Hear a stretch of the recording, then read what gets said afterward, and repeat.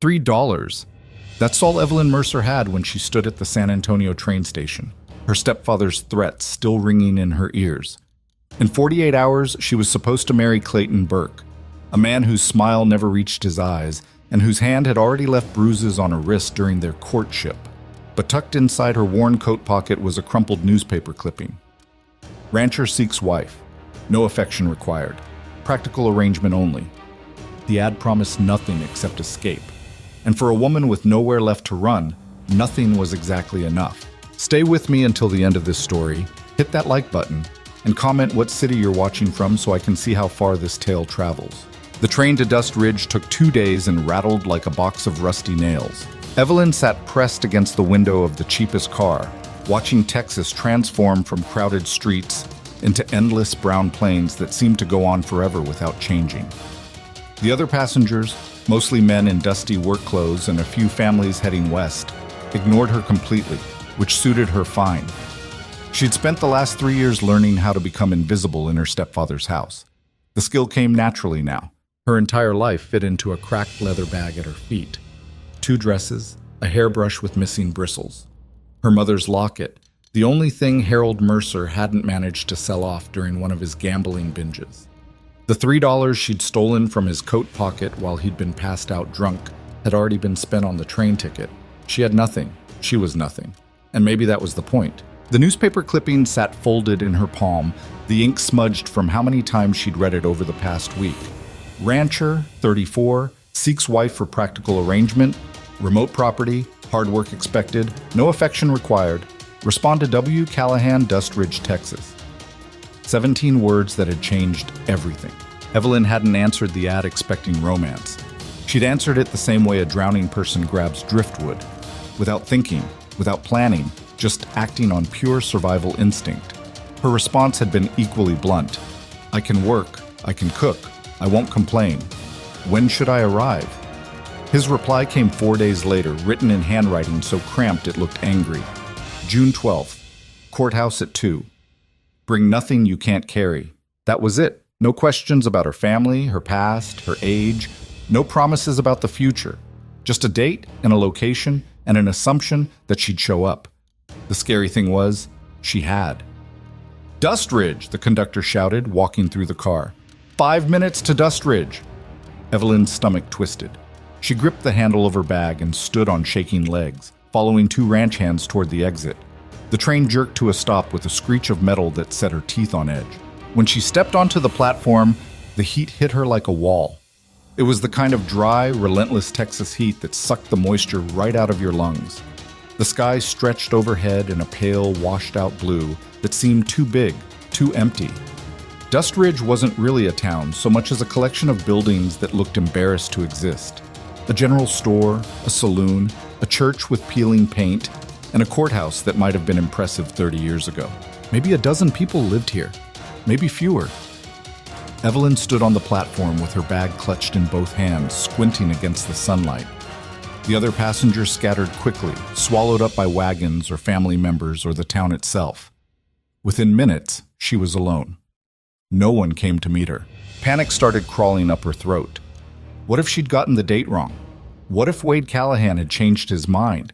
What if this whole thing had been some kind of cruel joke, and now she was stranded in the middle of nowhere with no money and no way back? You Evelyn Mercer? The voice came from behind her, low and rough. She spun around. The man standing there looked nothing like what she'd imagined, and she'd imagined plenty during those 2 days on the train. He was tall, broad-shouldered in a way that came from actual work rather than good breeding. Maybe mid-30s, though the sun and wind had carved lines around his eyes that made it hard to tell. Dark hair, darker eyes. A jaw that looked like it had forgotten how to smile years ago. He wore dusty work clothes and a hat pulled low enough to shadow most of his face. Everything about him seemed designed to keep people at a distance. I'm Evelyn, she managed. He looked her over once, not in the leering way Clayton Burke used to, but like he was inspecting a horse he might buy. Practical, detached. Wade Callahan, he said. Then, after a pause, you bring anything else? Just this. She lifted her bag slightly. He nodded once, like that confirmed something he'd already suspected. Courthouse is that way. We've got 30 minutes before the judge leaves for the day. That was it. No greeting, no questions about her journey, no attempt at small talk or reassurance or even basic human warmth. He turned and started walking. Evelyn stood frozen for a moment, her heart hammering. This was insane. She was about to marry a complete stranger who could barely look at her, in a town she'd never heard of until 2 weeks ago, with no plan and no backup, and no way out if things went wrong. But then she thought about Harold Mercer's house, about Clayton Burke's hand around her wrist, about the life that had been waiting for her back in San Antonio, a life that would have slowly crushed every piece of who she was until nothing remained. She picked up her bag and followed Wade Callahan toward the courthouse. Fussy. The judge was a tired-looking man in his 60s, who clearly performed this ceremony often enough that the words had lost all meaning. His office smelled like old paper and tobacco. The whole thing took less than 10 minutes. Name? Evelyn Sarah Mercer. Age? 29. The judge glanced at Wade. You got the license? Wade pulled a folded paper from his coat pocket and handed it over. The judge barely looked at it before pulling out a worn Bible and flipping it open to a page marked with a frayed ribbon. You understand this is a legal marriage? He asked, his tone suggesting he'd given this warning before. All the rights and responsibilities that come with it? Yes, Wade said. The judge looked at Evelyn. Miss Mercer? Her mouth had gone dry. She nodded. Need to hear you say it. Yes, she whispered. Right then. The judge sighed and launched into the fastest wedding ceremony Evelyn had ever witnessed. Not that she'd witnessed many. The words blurred together into legal nonsense about obligations and fidelity until death. At one point she was supposed to repeat something, and she did, her voice sounding like it belonged to someone else. Wade's responses were even quieter than hers. Rings? The judge asked. No, Wade said. The judge didn't seem surprised. Fine. By the authority vested in me by the state of Texas, I pronounce you man and wife. He closed the Bible with a thump. Sign here. Evelyn's hand shook as she wrote her name, her new name, in the marriage register.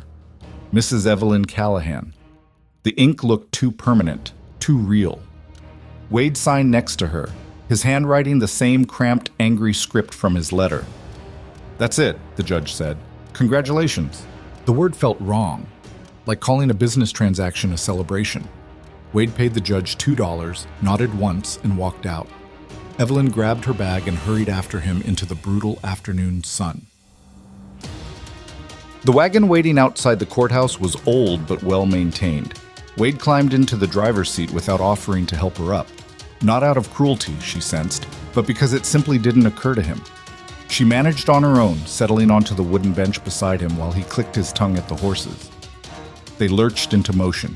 Dust Ridge disappeared behind them within minutes, swallowed by the endless Texas prairie. The silence stretched out, broken only by the creak of wagon wheels and the occasional snort from one of the horses. Evelyn had never been good with silence. Growing up, her mother had always filled quiet moments with songs or stories or gentle questions about Evelyn's day. After her mother died and Harold Mercer became her stepfather, silence meant danger. It meant he was drunk and angry and looking for someone to blame. But this silence felt different. Not threatening exactly, just empty. How far is the ranch? She asked finally. Hour and a half, Wade said, not looking at her. Do you have help? Ranch hands? 2. They live in the bunkhouse. Another silence. What do you expect from me? That question made him glance at her briefly. His eyes were the color of coffee left too long on the stove, dark and bitter. Keep the house, he said. Cook when you can. I'm gone most days from sunrise to dark. You won't see me much. That's it? That's it. And the marriage part, Wade's jaw tightened. Door to your room has a lock. Use it if you want. I won't bother you. The bluntness should have been reassuring, but somehow it made Evelyn feel even more untethered. What kind of marriage was this? What kind of man married a woman and then promised to leave her alone? She turned to look at the landscape rolling past. The prairie stretched in every direction, brown grass, scattered mesquite trees, distant hills that shimmered in the heat. It was the kind of emptiness that made you understand why people went crazy out here. Why did you place that ad? She asked quietly. Wade was silent for so long she thought he wouldn't answer. Then, Needed help with the house. Hiring someone costs money. This made more sense. That's the only reason? His hands tightened on the reins. That's the only reason. Evelyn didn't believe him, but she didn't push. She'd learned a long time ago that pushing men only led to trouble. Instead, she watched the empty prairie and tried not to think about what she'd just done. Broken Mesa Ranch appeared on the horizon just as the sun started its slow descent toward evening. At first, Evelyn thought it was a mirage, buildings shimmering in the heat haze, but as they drew closer, it solidified into something real. A house, a barn, a few smaller outbuildings and corrals. All of it looked tired. The house was a simple two-story structure with a sagging porch and windows that stared out at the prairie like empty eyes. The paint had long since given up and peeled away in strips. The barn leaned slightly to one side, held upright more by stubbornness than structural integrity. But there were signs of care too. The fences were mended, the corrals were clean. Everything had that worn but functional quality of a place maintained by someone who understood hard work but had given up on making things beautiful. Wade pulled the wagon to a stop in front of the house. Two men emerged from the barn, ranch hands clearly. One was older, maybe 50, with a salt and pepper beard. The other was younger, probably not even 20 yet. "Boss," the older one said, nodding at Wade. His eyes flicked to Evelyn with poorly concealed curiosity. "Marcus, Danny." Wade climbed down from the wagon. "This is my wife. She'll be managing the house." The word wife hung in the air like something strange and foreign. Marcus recovered first. "Ma'am," he said, tipping his hat. Danny just stared, his mouth slightly open. "Show her where things are," Wade told Marcus. Then, without another word to Evelyn, he turned and walked toward the barn. Just like that. No tour of her new home, no explanation of how anything worked. He just left. Evelyn stood there with her bag, feeling like she'd been abandoned in a foreign country. Marcus cleared his throat. "Well then, let's get you inside, Mrs. Callahan." The house was worse than the exterior had suggested. Dust covered every surface like a second skin. The furniture looked like it had been arranged once, years ago, and never moved since. The kitchen still had dirty dishes in the basin, cobwebs hung in the corners like forgotten decorations. "Mr. Callahan, he don't spend much time inside," Marcus said apologetically, leading her through the downstairs. "Mostly just sleeps here." "How long has he lived here alone?" 3 years, give or take, since Miss Sarah left." Evelyn stopped. "Miss Sarah?" Marcus's face went carefully neutral. "His previous... well, that ain't my story to tell, ma'am. Your room's upstairs, first door on the right. Mr. Callahan takes the one at the end of the hall." He showed her to a bedroom that looked like it had been cleaned recently, or at least more recently than the rest of the house. The bed was made with rough blankets. The window looked east toward the sunrise. There was a wash basin and a small dresser and absolutely nothing else. "I'll bring you some water," Marcus said. "Supper's usually around 7 if you're wanting to cook. Otherwise, Danny and I can handle ourselves." "No, I'll cook," Evelyn said quickly. Having a purpose, any purpose, felt necessary right now. Marcus nodded and left her alone. Evelyn set her bag on the bed and walked to the window. Outside, she could see Wade in the distance, working with the horses in one of the corrals. Even from here, his movements looked precise, controlled, like a man who'd learned to do everything alone and never needed anyone's help. She thought about the marriage certificate sitting in that judge's office, still wet with ink. Thought about the fact that she was now legally bound to a man she'd spoken maybe 50 words to. Thought about how she'd left one prison only to walk straight into another one. Except, this didn't feel like a prison. Not exactly. It felt like exile, like being sent to the edge of the world and forgotten. She touched the locket at her throat, her mother's locket, and whispered, "What have I done?" The prairie wind answered with silence, wagged. Cooking supper turned out to be more challenging than expected. The kitchen was functional, but barely. The stove worked, but the temperature was impossible to control. It ran either too hot or too cold with no middle ground. The pantry held basic supplies: flour, beans, some questionable-looking dried meat, coffee that smelled like it had been there since before the war. Evelyn did the best she could. She made biscuits and beans and coffee strong enough to strip paint. It wasn't impressive, but it was edible. Marcus and Danny appeared right at 7, hats in hands. "Smells good, ma'am," Marcus said, though his expression suggested he was being polite. Wade came in 10 minutes later, pausing in the doorway when he saw the table set with plates and the food waiting. He looked almost confused, like he'd forgotten this was a possibility. They ate in silence. Evelyn had grown up with her mother's dinner table, where conversation flowed naturally and silence meant something was wrong. Then came Harold Mercer's table, where silence meant survival. You stayed quiet and ate fast and didn't draw attention. This silence felt different again. Functional. Like everyone was so used to eating alone that they'd forgotten how to do it together. "Biscuits are good," Danny offered quietly. "Thank you," Evelyn said. Wade didn't comment.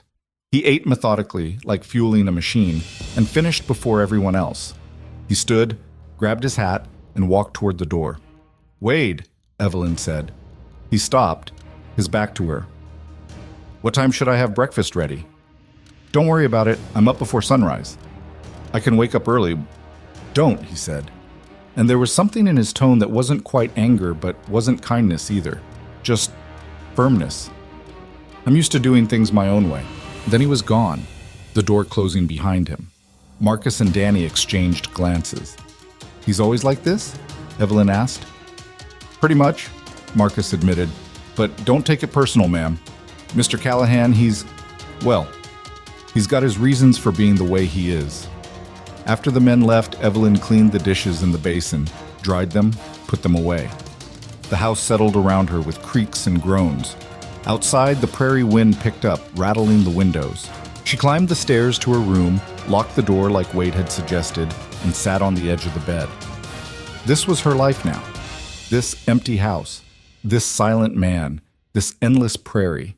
She'd escaped Harold Mercer and Clayton Burke, but what exactly had she escaped to? Evelyn lay down without changing into her nightdress, staring at the ceiling. Sleep felt impossible. Her mind kept circling back to the courthouse, to Wade's expressionless face, to the word wife that meant nothing and everything at the same time. She must have dozed off eventually because she woke sometime later to darkness and the sound of footsteps in the hallway. Her heart jumped. She sat up, listening. The footsteps stopped outside her door. Evelyn held her breath, her hand moving instinctively toward the locked door handle. For a moment, she was certain he would try it, certain that all his promises about leaving her alone had been lies, and now the footsteps moved away. Down the hall, a door opened and closed. Silence again. Evelyn let out a shaky breath and lay back down, her heart still racing. This was going to take some getting used to. The next morning, she woke to sunlight streaming through the eastern window and the sound of nothing. The house was empty. Wade was already gone. She dressed quickly and went downstairs, finding the kitchen exactly as she'd left it. No dirty dishes, no sign that anyone had eaten breakfast. But there was something new. A bucket of fresh water sat just outside the back door, still cold from the well. Evelyn stared at it confused. She hadn't mentioned needing water. She hadn't asked for anything. But there it was, fresh and cold and clearly placed there deliberately. She carried it inside and started coffee, her mind working through this small mystery. Wade had said he didn't want her waking up early for him, but he'd made sure she had water for when she did wake. It was the smallest gesture, barely a gesture at all, but it was something. The morning passed slowly. Evelyn spent it cleaning, which gave her something to do and a way to understand her new environment. The house revealed itself in layers, evidence of a woman's touch from years ago, now buried under dust and neglect. Faded curtains that had once been cheerful. A kitchen organized with care, now falling into chaos. Someone had loved this house once. Someone had left. Evelyn found herself wondering about Miss Sarah, whoever she was. What had driven her away? Had it been the isolation? The hardship? Or had it been Wade himself, this silent, closed-off man who seemed to prefer horses to people? By noon, she'd cleaned the kitchen and the downstairs sitting room. Her hands were raw, and her back ached, but the house looked better, almost welcoming. Marcus brought lunch to the house around 1, bread and cheese and dried beef that they all ate standing up. "Mr. Callahan, he usually eats in the barn," Marcus explained. "Didn't know if you'd want company or not." "Company is fine," Evelyn said. The silence of the house had been getting to her. Danny, who'd been quiet all morning, finally spoke up. "It's nice. Having someone in the house again makes the place feel less haunted." "Danny," Marcus warned. "What?" "It's true. This place has felt cursed for..." "That's enough." Evelyn looked between them. "Cursed?" Marcus sighed. "Folks talk. Don't mean nothing. This ranch has had some hard years is all. People like to make up stories." "What kind of stories?" "The kind that ain't true," Marcus said firmly. Then, more gently, "Mr. Callahan is a good man, ma'am. Hard, maybe, but fair. He's been through some difficult times, and he's still standing. That counts for something." Evelyn nodded slowly, not entirely reassured. After lunch, she tackled the upstairs. There were 4 bedrooms, hers, Wade's, and 2 others that sat empty and unused. She left Wade's door closed, respecting his privacy, but cleaned everything else. The sun was starting to set when she heard horses outside. Wade was back. She hurried downstairs, wiping her dusty hands on her apron. He came through the door looking exhausted, his clothes covered in dirt and sweat. He stopped when he saw her, taking in the cleaned kitchen and the smell of supper cooking. "You didn't have to do all this," he said. "I know, but I did anyway." He stood there for a moment, looking uncomfortable. Then he walked past her toward the stairs. "I'll wash up." Supper was quieter than the night before, if that was even possible. Marcus and Danny ate quickly and excused themselves. Wade sat across from Evelyn, methodically working through his plate. "I cleaned the house," Evelyn said, breaking the silence. "At least the downstairs and the bedrooms. Except yours. I noticed. There's a lot that needs fixing. The curtains in the sitting room are falling apart. One of the bedroom doors doesn't close properly. The pantry needs..." "Make a list," Wade interrupted. "I'll take care of it." "I can help." "Make a list," he repeated, not unkindly. "I'll take care of it." Evelyn bit back her frustration. She wasn't used to being shut down like this over and over, but she also wasn't sure how to fight it without making things worse. They finished eating in silence. Wade stood, grabbed his hat, and paused at the door. "The water," he said without turning around. "I'll keep leaving it, in case you need it." Then he was gone. Evelyn sat alone at the table, listening to his footsteps fade into the evening. Outside, the Texas sky turned purple and gold, and somewhere in the distance, coyotes started their nightly chorus. The wind picked up, rattling the windows, reminding her just how far she was from everything she'd ever known. She touched her mother's locket and whispered, "I can do this." The house creaked in response. And Evelyn Callahan, wife to a stranger, keeper of an empty house, exile on the edge of the world, started washing the dishes and tried to believe her own words. Monsen. Days turned into a week, then 2. A routine emerged, slow and awkward but real. Wade left before sunrise every morning. Fresh water appeared outside the back door. Evelyn cleaned, cooked, and slowly brought the house back from the dead. Supper happened at 7 with few words. Wade disappeared afterward, usually to the barn or the porch. They circled each other like strangers sharing a stagecoach, polite, distant, careful not to touch. But small things kept happening. One morning, Evelyn found that the broken bedroom door had been repaired overnight. She hadn't even put it on the list yet.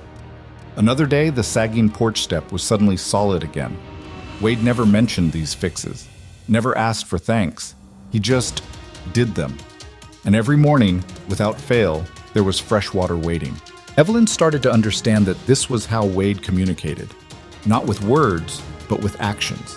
Small, practical gestures that said, "I see you here. I know you exist."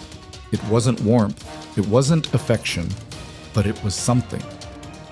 The ranch hands opened up to her gradually. Marcus told stories about his years working cattle across Texas. Danny, who was painfully shy, started lingering after supper to ask if she needed help with anything. "You're different from Miss Sarah," Danny said one evening while helping her carry water. "How so?" "You stayed." The words hit harder than Evelyn expected. How long was she here? 6 months, maybe. Then the drought hit and she left. Just packed up one day and took the morning stage. Mr. Callahan came back from the south pasture and found a note on the kitchen table. Evelyn's chest tightened. "What did it say?" Danny shrugged. "Don't know, but he burned it in the stove. We all heard him smashing things in here that night. Next morning he came out like nothing happened and never spoke about her again." That explained so much. The emotional walls, the refusal to let anyone close. Wade had been abandoned, and he'd decided never to risk it again. Which meant Evelyn was just, what? A practical solution? A housekeeper with a marriage certificate? She tried not to think about it. Instead, she focused on the work. She replanted the neglected garden behind the house. She organized the chaotic pantry. She mended curtains and scrubbed floors and slowly turned the house into something that felt less like a tomb. And every evening, Wade came home exhausted, ate in silence, and disappeared. Until the night everything changed. Basics. It was late September when Evelyn made the mistake with the supply room. The small room off the kitchen had become a dumping ground for everything Wade didn't know where else to put. Old tools, broken equipment, supplies bought and forgotten. Evelyn had avoided it for weeks, but finally she couldn't stand it anymore. She spent an entire afternoon reorganizing everything. Tools on one shelf, supplies on another. She threw out things that were broken beyond repair and made a new list of what they actually needed. When she finished, the room was functional, logical, clean. She was proud of herself, right up until Wade came home and saw what she'd done. He stood in the doorway of the supply room, his face unreadable. "You moved everything." "It was a mess. I couldn't find anything. Now I had a system." "Wade, you had chaos. Nothing was labeled. Half the tools were It was my chaos," he said, and there was an edge to his voice she hadn't heard before. "My house, my system." Evelyn felt heat rise in her face. "I was trying to help. I didn't ask for help. You never asked for anything. You barely speak to me. I'm supposed to just... what? Sit here like furniture? I live here too, Wade. I'm your wife." The word hung between them like something sharp. "In name only," Wade said coldly. The words hit like a slap. Evelyn stepped back, her throat tight. "Right, of course. How could I forget?" She pushed past him and headed for the stairs. "Evelyn, don't," she said without turning around. "Just don't." She locked herself in her room and refused to come down for supper. She could hear Marcus and Danny downstairs, their voices low and uncertain. Later, she heard Wade's heavy footsteps in the hall, stopping outside her door. He didn't knock. She didn't unlock it. Eventually, he walked away. Evelyn lay on the bed, staring at the ceiling, feeling stupid and angry and hurt. She'd known what this marriage was.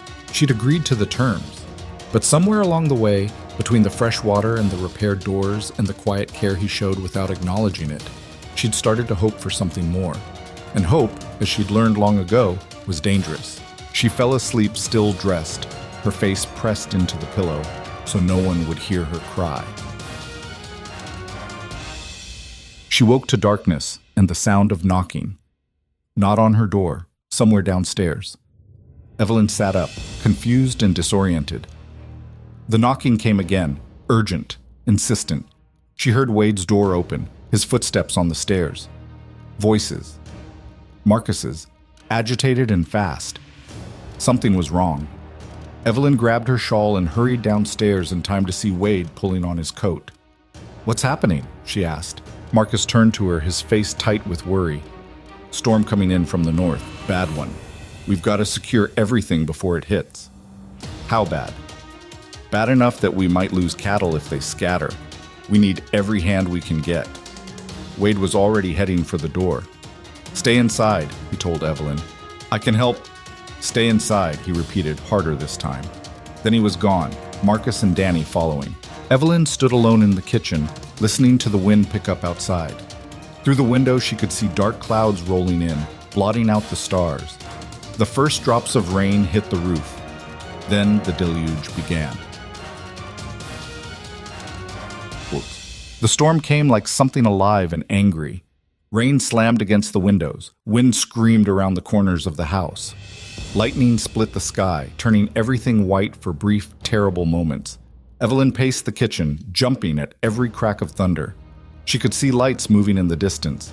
Lanterns, probably, as the men tried to secure the ranch before everything fell apart. An hour passed. Then 2. The storm only got worse. And then she saw it.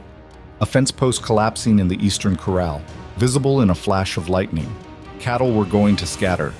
They'd lose everything. Wade was out there with only Marcus and Danny, 3 men against a storm that sounded like the end of the world. Evelyn didn't let herself think. She grabbed her coat, pulled on her boots, and ran out into the rain. The storm hit her like a physical thing, rain so hard it felt like needles. Wind that nearly knocked her sideways. She could barely see 3 feet ahead. "Wade!" she screamed, but the wind tore the word away. She ran toward the corrals, slipping in the mud, her dress already soaked through. Lightning showed her the chaos, cattle milling in panic, fences sagging, and there, in the middle of it all, Wade fighting to hold a gate closed while the wind tried to rip it from his hands. Evelyn ran to him. He saw her coming, and his eyes went wide. "What the hell are you—" "Where do you need me?" she yelled over the storm. "I told you to stay—" "Where do you need me?" For a moment he just stared at her. Then, "The north fence. It's coming down. If we don't hold it, we lose half the herd." Evelyn ran. The next 2 hours were a blur of rain and mud and screaming muscles. She grabbed fence posts with her bare hands and held them upright while Wade hammered supports into the muddy ground. She chased cattle back from gaps in the fence, waving her arms and shouting until her voice went hoarse. She hauled rope and carried tools and did whatever needed doing without hesitation. The rain soaked through every layer. Her dress became a heavy, muddy weight. Her hair came loose and whipped across her face. She couldn't feel her fingers anymore. But she didn't stop. None of them stopped. Marcus worked the east side. Danny ran between corrals. Wade was everywhere at once, his face grim with determination. And Evelyn stayed beside him, matching him step for step, refusing to quit. The storm began to break sometime around dawn. The rain softened from a roar to a steady drumming. The wind died down. The sky lightened from black to gray. Evelyn stood in the mud outside the main corral, breathing hard, her whole body shaking with exhaustion. Wade was a few feet away, leaning against a fence post, his hat gone, his hair plastered to his head. Marcus and Danny emerged from the barn, both looking like they'd been through a war. "We get them all?" Marcus called. "Think so," Wade said hoarsely. "Check the count when it's lighter." "Yes, sir." The two ranch hands headed for the bunkhouse, leaving Wade and Evelyn alone in the gray morning light. They stood there in silence, covered in mud, soaked to the bone, surrounded by the wreckage of the storm. And then Wade turned to look at her. Really look at her. "You didn't have to do that," he said quietly. Evelyn's legs were shaking so hard she thought she might fall down, but she met his eyes. "I know." Something shifted in his expression, something she couldn't quite name. "You're bleeding," he said. She looked down. Her hands were torn up from the fence posts, blood mixing with mud and rain. She hadn't even felt it. "It's nothing," she said. "It's not nothing." Wade walked to her, moving stiffly. For a moment she thought he might actually touch her, reach for her hands, check the damage. But he stopped just short, his jaw working like he was fighting something internal. "Come on," he said finally. "Let's get you inside." They walked to the house together, too tired to speak. The sky continued to lighten, revealing the full extent of the damage. Downed branches, scattered equipment, mud everywhere. But the fences had held. The cattle were safe. The ranch had survived. At the back door, Wade paused. "Evelyn." She turned to him. He looked at her for a long moment, something complicated moving behind his dark eyes. Then he said very quietly, "Thank you." 2 words. That was all. But they landed in Evelyn's chest like something precious and fragile. She nodded, not trusting her voice, and went inside. Okay. The house was cold and empty, but Evelyn barely noticed. She climbed the stairs on shaking legs, peeled off her ruined dress, and washed the blood and mud from her hands. The cuts stung, but they weren't deep. She pulled on a dry nightdress and sat on the edge of the bed, suddenly so tired she could barely think. There was a soft knock on her door. "Evelyn?" Wade's voice, rough and uncertain. She opened the door. He stood in the hallway, changed into dry clothes, holding a small tin. "Salve," he said, "for your hands." She took it wordlessly. They stood there for a moment, the silence different than it had been before. Less empty, more full. "I'm sorry," Wade said finally. "About yesterday, the supply room. You were right. It needed organizing." Evelyn blinked in surprise. "I shouldn't have changed everything without asking. I'm not good at asking." He looked down at his hands. "I'm not good at most things involving people." You did fine tonight. That's different. That's work. I know how to work. He paused. I don't know how to do this. This? He gestured vaguely between them. This? Whatever this is supposed to be. Evelyn's chest tightened. It's supposed to be a marriage. In name only, Wade said, echoing his words from the day before. But this time his voice was quieter, almost questioning. Is that what you want? Evelyn asked. The silence stretched. I don't know, Wade admitted. I thought I did. When I wrote that ad, I thought I could keep everything simple, practical, no emotions, no risk. He looked at her directly. But then you ran into a storm to save cattle that aren't even yours. And I don't know what to do with that. Evelyn felt something crack open in her chest. I did it because this is my home now. These are my cattle. This is my ranch too. Is it? I want it to be. Wade stared at her, and for the first time since she'd met him, she saw something vulnerable in his expression. Something almost like hope, buried under years of carefully constructed walls. I can't promise to be easy to live with, he said quietly. I've spent too long alone. I'm used to my own ways. I'm not asking for easy. I'm asking for honest. He nodded slowly. I can do honest. Then be honest now. Why did you really place that ad? Wade was quiet for a long moment, then, because this house was killing me. The silence of it. Coming home every night to nothing. I thought maybe having someone here would make it hurt less. Did it? Yeah, he said softly. It did. Evelyn's throat went tight. She looked down at the tin of salve in her hands, then back up at him. I didn't come here expecting anything. I was just running, but somewhere along the way I stopped running and started staying. I noticed. I want to keep staying, Wade, if you'll let me. He didn't answer with words. Instead, he reached out slowly, carefully, and took one of her damaged hands in his. His touch was gentle despite the calluses, his thumb tracing the edge of a cut. Let me help, he said. So she did. They sat on the edge of her bed while Wade cleaned and bandaged her hands with the kind of focused care he usually reserved for injured horses. Neither of them spoke. They didn't need to. When he finished, he stood to leave, pausing at the door. Get some rest, he said. Wade? He turned back. I don't want separate rooms anymore, Evelyn said quietly. Not if you don't. The words hung in the air between them. Wade's expression shifted. Surprise, uncertainty, and something that might have been relief. Are you sure? He asked. I'm sure. He nodded slowly. Okay, but we'll take it slow. We barely know each other. I know. And I'm not good at... I know, Evelyn said again, softer this time.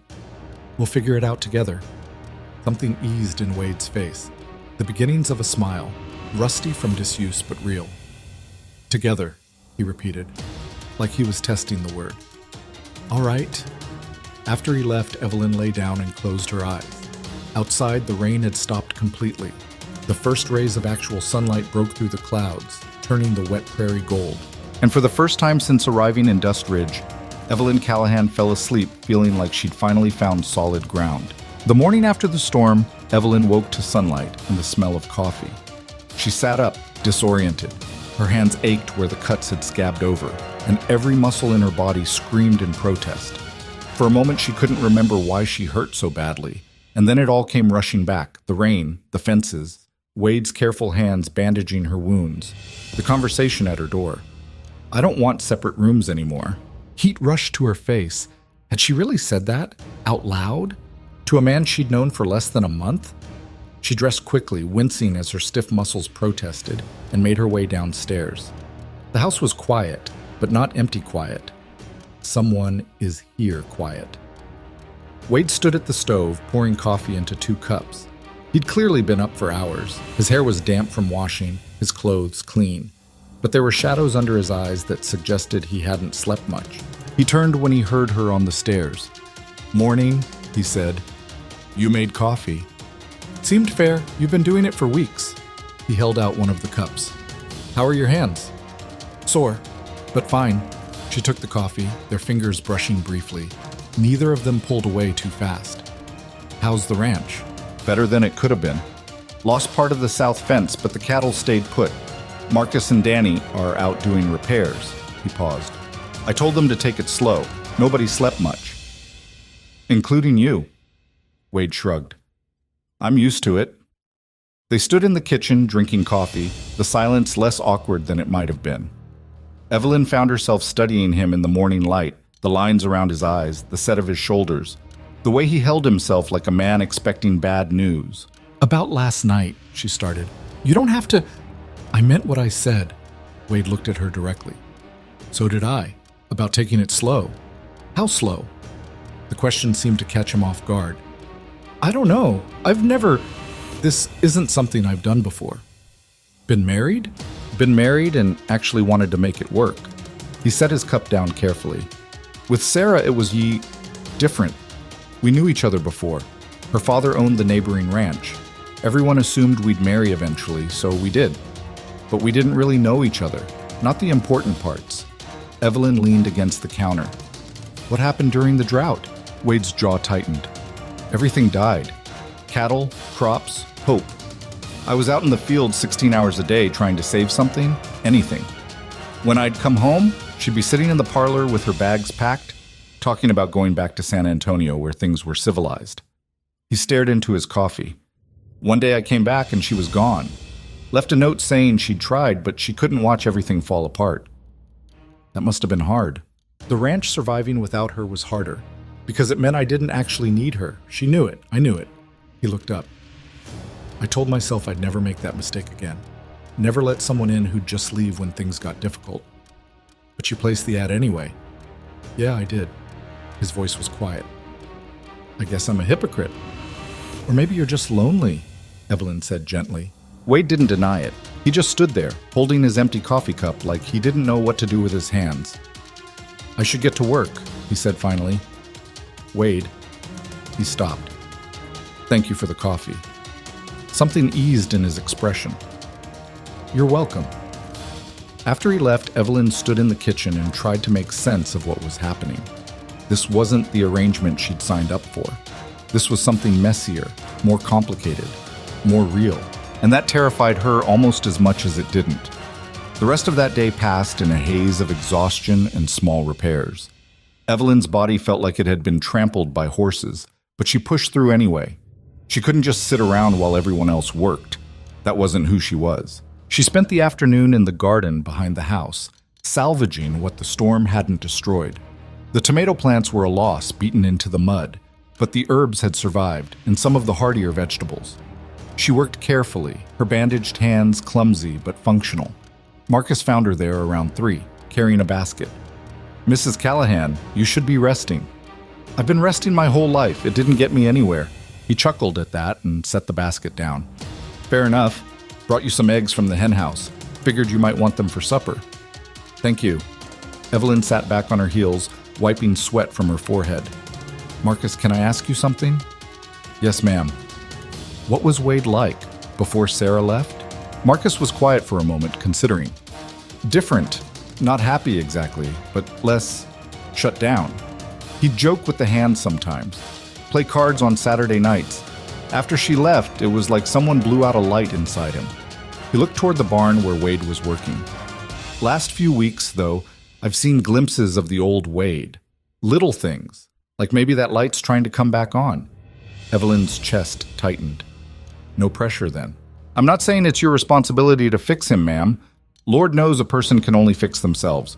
But having you here, it's helping, whether he knows how to say it or not. After Marcus left, Evelyn stayed in the garden a while longer, thinking about lights going out and maybe, possibly, coming back on again. Supper that night was different. Wade came in earlier than usual, washed up at the basin, and actually sat down before the food got cold. Danny and Marcus joined them, and for the first time, the conversation flowed a little easier. What'd you think of your first Texas storm, Mrs. Callahan? Danny asked, serving himself beans. I think Texas is trying to kill me, Evelyn said. Danny laughed. That's about right. Welcome to the frontier. You handled yourself real well out there, Marcus added. Most folks would have stayed inside. Most folks are smarter than me, apparently. Wade glanced at her, something that might have been amusement in his eyes. Smart enough to keep the fences from collapsing.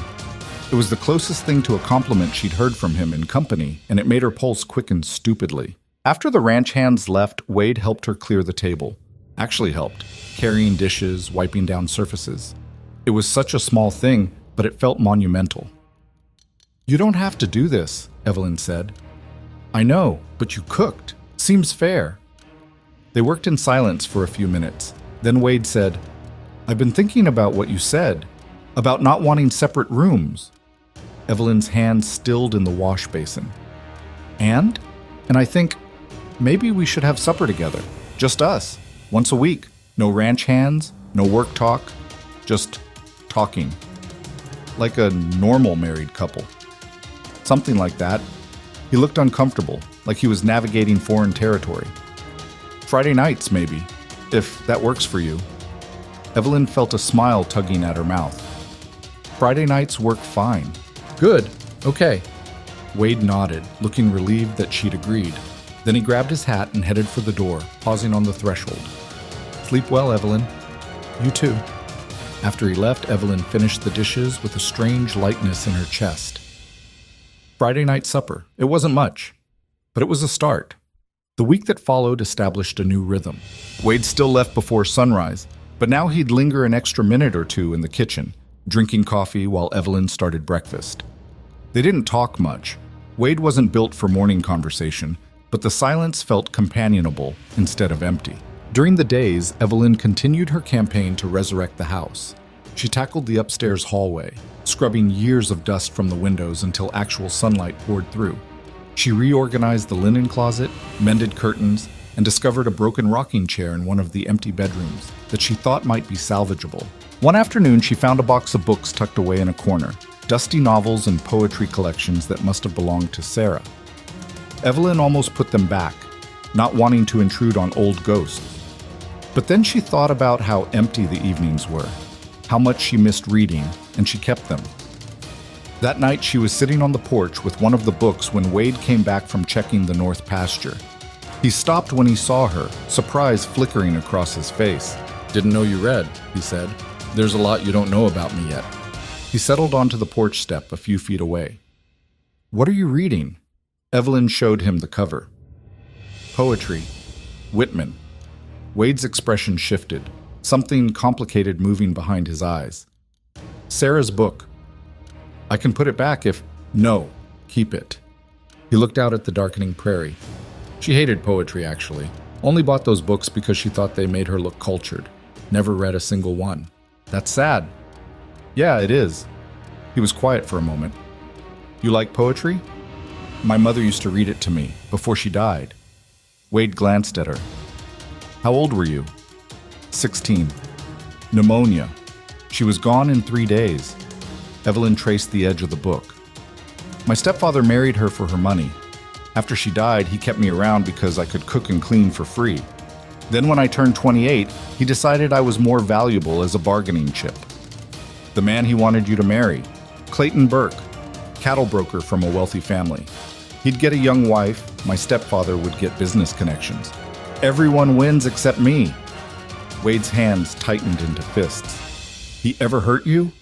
The question was asked quietly, but there was an edge to it that made Evelyn look at him carefully. "Once," she admitted. "Grabbed my wrist hard enough to bruise when I tried to walk away from him at a party. That's when I knew I had to leave." "You should have broken his nose." Evelyn laughed, surprised. "I thought about it." "Next time, do it." Wade stood, stretching his back. "Any man puts his hands on you like that deserves worse than a broken nose." There was something protective in his tone that made Evelyn's throat tight. She stood too, closing the book. "Thank you," she said quietly. "For what?" "For being nothing like him." Wade looked at her for a long moment, something shifting in his expression. Then he nodded and headed inside, leaving Evelyn on the porch with her heart beating too fast. Friday came sooner than expected. Evelyn spent the afternoon trying to make something special for their first real supper together. The pantry options were limited, but she managed a decent stew and biscuits, plus dried apple pie using supplies she'd found in the cellar. Wade came in at 6, earlier than usual. already washed and changed. He looked nervous, which was oddly endearing. "Smells good," he said. "It's just stew." "Haven't had pie in 2 years." They sat across from each other at the table, and for the first few minutes, neither seemed to know what to say. The absence of Marcus and Danny made the silence feel heavier somehow. "So," Wade started awkwardly, "how was your week?" Evelyn bit back a smile. "Fine. Yours?" "Fine." Silence. This was going to be harder than she thought. "Tell me about the ranch," she tried. "How long have you had it?" Wade relaxed slightly, settling into familiar territory. 8 years. Bought it from a man who'd given up on it. The land was good, but neglected. Took 3 years just to get it functional. "You did all that yourself?" "Marcus was here. Danny came later, but yeah, mostly myself." "That's impressive," he shrugged. "Just work." "It's more than work. It's building something." Wade looked at her, something uncertain in his eyes. "I guess it is." The conversation came easier after that. Wade told her about the early years of the ranch, the struggles and small victories. Evelyn talked about her childhood before her mother died, the books she used to read, the garden her mother kept. They were halfway through the pie when Wade said, "I fixed that rocking chair." "What?" "The one you found upstairs. It needed a new slat and some sanding, but it's solid now. I left it on the back porch." Evelyn stared at him. "When did you have time to do that?" "Evenings, after supper." He looked down at his plate. "Figured you might like it, for reading." Something warm bloomed in Evelyn's chest. "Thank you." "It's nothing." "It's not nothing." Wade met her eyes, and for a moment the air between them felt charged with something neither of them had words for. "This is nice," Evelyn said quietly. "This. Us talking." "Yeah," Wade agreed. "It is." After supper, they washed dishes together. Evelyn washing, Wade drying. Their hands brushed a few times, and neither of them pulled away like they might have a week ago. When everything was clean, Wade walked her to the bottom of the stairs. "I'll see you in the morning," he said. Evelyn hesitated, then leaned up and kissed his cheek, quick and light, barely more than a touch. Wade went very still. "Good night, Wade," she said, and hurried upstairs before she could lose her nerve. She didn't see his expression, but she heard him stand there for a long moment before walking away. That night, lying in bed, Evelyn touched her lips and wondered what she was doing. This was supposed to be simple, practical. A business arrangement between two people who needed each other for survival. Except somewhere along the way, it had stopped being simple, and she wasn't sure if that terrified her or thrilled her more. The next morning, Wade was already gone when she came downstairs, but there was fresh coffee waiting, still hot, and a note on the table in his cramped handwriting. "Thank you for supper. W." 3 weeks into October, a letter arrived. Marcus brought it from town, handing it to Evelyn with a curious look. The return address made her stomach drop, San Antonio. She opened it with shaking hands. It was from Margaret, her oldest friend, one of the few people who'd shown her kindness during those dark years with her stepfather.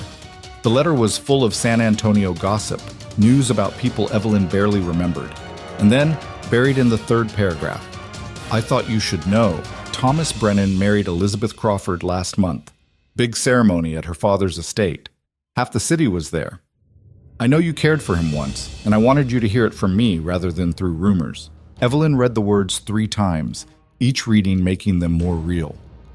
Thomas Brennan, the only man she'd ever actually loved. They'd courted secretly for 6 months before her stepfather found out and put a stop to it. Thomas had been kind, gentle, everything Clayton Burke wasn't. She'd thought, well, it didn't matter what she'd thought. He'd clearly moved on. And she was here, married to a stranger on the edge of nowhere. The unfairness of it hit her like a physical blow. She folded the letter carefully and went upstairs, locking herself in a room. She didn't cry. She'd learned years ago that crying didn't fix anything. But she sat on the edge of the bed, holding her mother's locket, and felt the weight of every choice that had led her here. When she didn't come down for supper, Wade noticed. She heard his footsteps on the stairs, the soft knock on her door. "Evelyn, you all right?" "I'm fine, just tired." Silence. Then, "Can I come in?" She should have said no. Should have told him she needed space. Instead, she unlocked the door. Wade stood in the hallway, concern written across his face. "You look like hell." "Thank you. That's exactly what every woman wants to hear." He didn't smile. "What happened?" "Nothing. I got a letter from an old friend, that's all." "Must have been some letter." Evelyn turned away, walking to the window. Outside, the prairie stretched endlessly under the late afternoon sun. "Someone I used to know got married. It shouldn't matter. It's been years, but it matters anyway," Wade finished quietly. She nodded, not trusting her voice. Wade was silent for a moment. Then he crossed the room and stood beside her at the window, not touching, just present. "You want to talk about it?" he asked. "Not really." "Okay." They stood there as the sun sank lower, turning the prairie gold and orange. Wade didn't leave, didn't push, just stood there like a solid wall against whatever storm was brewing inside her head. Finally, Evelyn said, "His name was Thomas. We courted secretly for months. My stepfather found out and threatened to throw me out if I didn't stop seeing him. Thomas said we'd run away together, make it work somehow, but then..."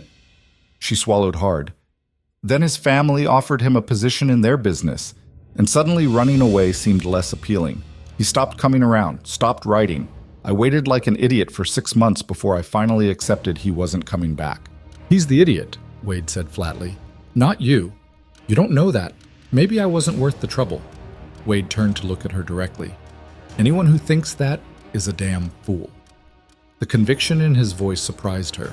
She met his eyes, searching for insincerity and finding none. "You really believe that?" she said. "Yeah, I do." He hesitated, then added, "You ran into a storm to save cattle that weren't yours. You left everything you knew with $3 and a newspaper clipping because the alternative was worse. You're here, making a life out of nothing, and you haven't complained once. Thomas Brennan is an idiot for letting you go." Evelyn's throat went tight. "Wade..." "And I'm sorry," he continued, his voice rougher now. "I'm sorry you got hurt. I'm sorry that man was too stupid to see what he had. But I'm not sorry you ended up here." The words hung in the air between them. "I'm not sorry either," Evelyn whispered. Wade reached out slowly, giving her time to pull away, and took her hand. His palm was rough with calluses, warm and solid. "You're not alone anymore," he said quietly. "Whatever else happens, you're not alone." Something broke inside Evelyn's chest, some last wall she'd been holding up against this strange, impossible situation. She stepped forward and wrapped her arms around Wade's waist, pressing her face against his chest. He went rigid with surprise. For a heartbeat, she thought he'd push her away, but then his arms came around her carefully, like he was afraid she might break, like he'd forgotten how to hold another person and was trying to remember. They stood like that for a long time, not speaking, just breathing together while the sunset painted the prairie in impossible colors. Finally, Wade said, "I'm not good at this." "You're doing fine. I mean it. I don't know how to... I spent 3 years convincing myself I didn't need anyone, that it was easier alone." Evelyn pulled back just enough to look up at him. "Was it easier?" Wade's expression was raw. "No. It was just lonelier." She reached up and touched his face, just her fingertips against his jaw, feeling the scratch of stubble. He closed his eyes like the touch hurt. "We're both terrible at this," Evelyn said softly, "but maybe we can be terrible at it together." Wade opened his eyes, and there was something in them that made her heart stutter. "Together," he repeated, then quieter. "I'd like that. I'd cheat." He left a few minutes later, both of them needing space to process whatever had just shifted between them. But that night at supper, Wade sat closer. Their knees bumped under the table. Neither of them moved away. And when Evelyn went upstairs to bed, she found the rocking chair had been moved from the back porch to her room, positioned perfectly by the window. The letter from Margaret still sat on her dresser, but it didn't hurt quite as much anymore. Because Thomas Brennan had married someone else and moved on with his life. And maybe, finally, Evelyn could do the same. The days grew shorter as October faded toward November. The mornings were cold enough now that Evelyn's breath fogged when she went outside to gather eggs. The prairie grass turned brown and brittle, rustling in the constant wind like something whispering secrets. Wade started coming in earlier, joining Evelyn on the porch in the evenings while she read. Sometimes he'd bring work, Leather that needed mending, tools that needed sharpening. Sometimes he'd just sit, listening to her read poetry aloud. "You have a nice voice," he said one evening. Evelyn looked up from the book, surprised. "What?" "For reading. It's nice." She felt heat rise in her cheeks. "Thank you. My mother used to read to us. Before she died." Wade stared out at the darkening prairie. "I'd forgotten that until just now. How old were you when she passed?" 12. Fever took her in the winter. My father lasted another 2 years before he drank himself to death. He said it matter-of-factly, like reciting weather patterns. "Left me this ranch and a pile of debt. Took me 10 years to pay it off." Evelyn closed the book. "I'm sorry." "Long time ago." But his voice was tight. She reached over and took his hand, lacing their fingers together. Wade looked down at their joined hands like he couldn't quite believe it was happening. "You don't have to do everything alone anymore," Evelyn said gently. "I know, I'm trying to remember that." They sat in silence, hands linked, while the stars came out one by one overhead. That night, after they'd both gone to bed, Evelyn heard Wade's footsteps pause outside her door again. This time, though, he knocked. "Come in," she said. He opened the door, standing in the threshold, looking uncertain. "I was thinking, if you wanted, your room is colder than mine. The fireplace doesn't draw right. If you wanted to move your things to my room, there's space." Evelyn's heart started hammering. "Wade, just for warmth," he said quickly. "Winter's coming, and you'll freeze in here. I'll sleep on the floor if you want. I don't want you to be cold." He was giving her an excuse, a practical reason, a way to say yes without admitting what they both wanted. Evelyn stood, walking over to him. "I don't want you sleeping on the floor." Wade swallowed hard. "Okay. And I don't want separate rooms anymore. Not really." "Okay," he repeated, quieter. "But we go slow, like you said." "As slow as you need," Evelyn smiled. "Then yes, I'll move my things tomorrow." The relief on Wade's face was almost painful to see. He nodded, started to leave, then turned back. "Evelyn?" "Yeah?" "I'm glad you answered that ad." Before she could respond, he was gone, his footsteps retreating down the hall. Evelyn stood there, her heart so full it ached, and whispered to the empty room, "So am I." The next day, she moved her clothes and few belongings into Wade's room at the end of the hall. It was larger than hers, warmer, with a fireplace that actually worked. The bed was bigger too, big enough for 2 people who were still learning how to be close. That first night was awkward. They lay on opposite sides of the bed, carefully not touching, both pretending to sleep while being hyper-aware of every breath the other took. But by the third night, Evelyn woke to find herself curled against Wade's back, her arm around his waist. He was awake too. She could tell by his breathing. Neither of them moved. And in the morning, over coffee, Wade's hand brushed hers and stayed there a moment longer than necessary. They were learning. Slowly, carefully, like 2 people who'd forgotten how to trust and were trying to remember. But they were learning. November brought the first real cold snap, and with it, a rhythm that felt almost normal. Evelyn woke each morning to Wade's warmth beside her, though he was always careful to stay on his side of the bed. They'd have coffee together in the pre-dawn darkness, her reading while he planned the day's work. Sometimes their feet would touch under the table. Sometimes Wade's hand would rest on her shoulder as he passed behind her chair. Small touches. Careful ones. Like they were both testing the boundaries of this new thing between them. The ranch demanded constant attention as winter approached. There were fences to reinforce, supplies to stockpile, cattle to move to better pasture before the ground froze. Wade worked from sunup to well past dark most days, coming home exhausted and covered in dirt. But he always came home. And Evelyn was always waiting. One evening, in mid-November, she was making bread when Wade came through the door looking more tired than she'd ever seen him. He dropped into a chair at the table without even taking off his boots. "Long day?" she asked. "Found a break in the fence line near Black Prairie. Took hours to fix." He rubbed his face. "We're going to need more lumber before winter really hits, which means a trip to town." "When?" "Tomorrow, probably. Need to leave early to make it back before dark." Evelyn wiped flour from her hands. "Can I come?" Wade looked up, surprised. "To town? I haven't left the ranch since I arrived, and we could use supplies for the house, too." He considered this. "It's a long ride, 6 hours round trip." I can handle it. Something shifted in his expression, a hint of a smile. Yeah, I guess you can. He stood, wincing slightly. We'll leave at dawn. That night, Evelyn lay in bed listening to Wade's breathing beside her, trying to remember the last time she'd felt this kind of anticipation. A trip to town shouldn't be exciting, but the thought of a full day with Wade, away from the ranch and its endless demands, made her feel like a girl again. She fell asleep smiling. They left before sunrise, the wagon loaded with empty supply crates. The morning air was sharp enough to sting, their breath fogging in the darkness. Wade had packed blankets, and Evelyn wrapped one around her shoulders as they pulled away from the ranch. The prairie stretched endlessly in every direction, still mostly invisible in the pre-dawn gloom. Gradually, the sky lightened, first gray, then pink, then gold as the sun broke over the horizon. It's beautiful, Evelyn said softly. Wade glanced at her. You think so? Don't you? He looked out at the landscape like he was seeing it for the first time. I guess I stopped noticing. It's just where I live. We'll start noticing again. It's worth it. They rode in comfortable silence for a while, the wagon creaking steadily beneath them. The cold gradually eased as the sun climbed higher. Evelyn found herself studying Wade's profile, the sharp line of his jaw, the way he held the reins with confident, work-roughened hands. What? He asked, catching her looking. Nothing, just, this is nice. Sitting in a freezing wagon going to buy lumber?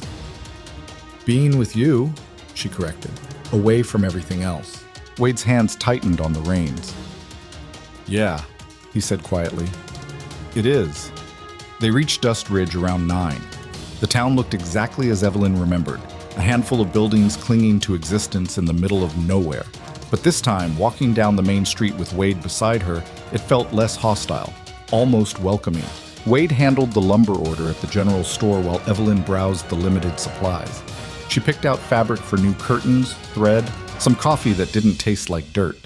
The storekeeper, a middle-aged woman with sharp eyes, watched her with undisguised curiosity.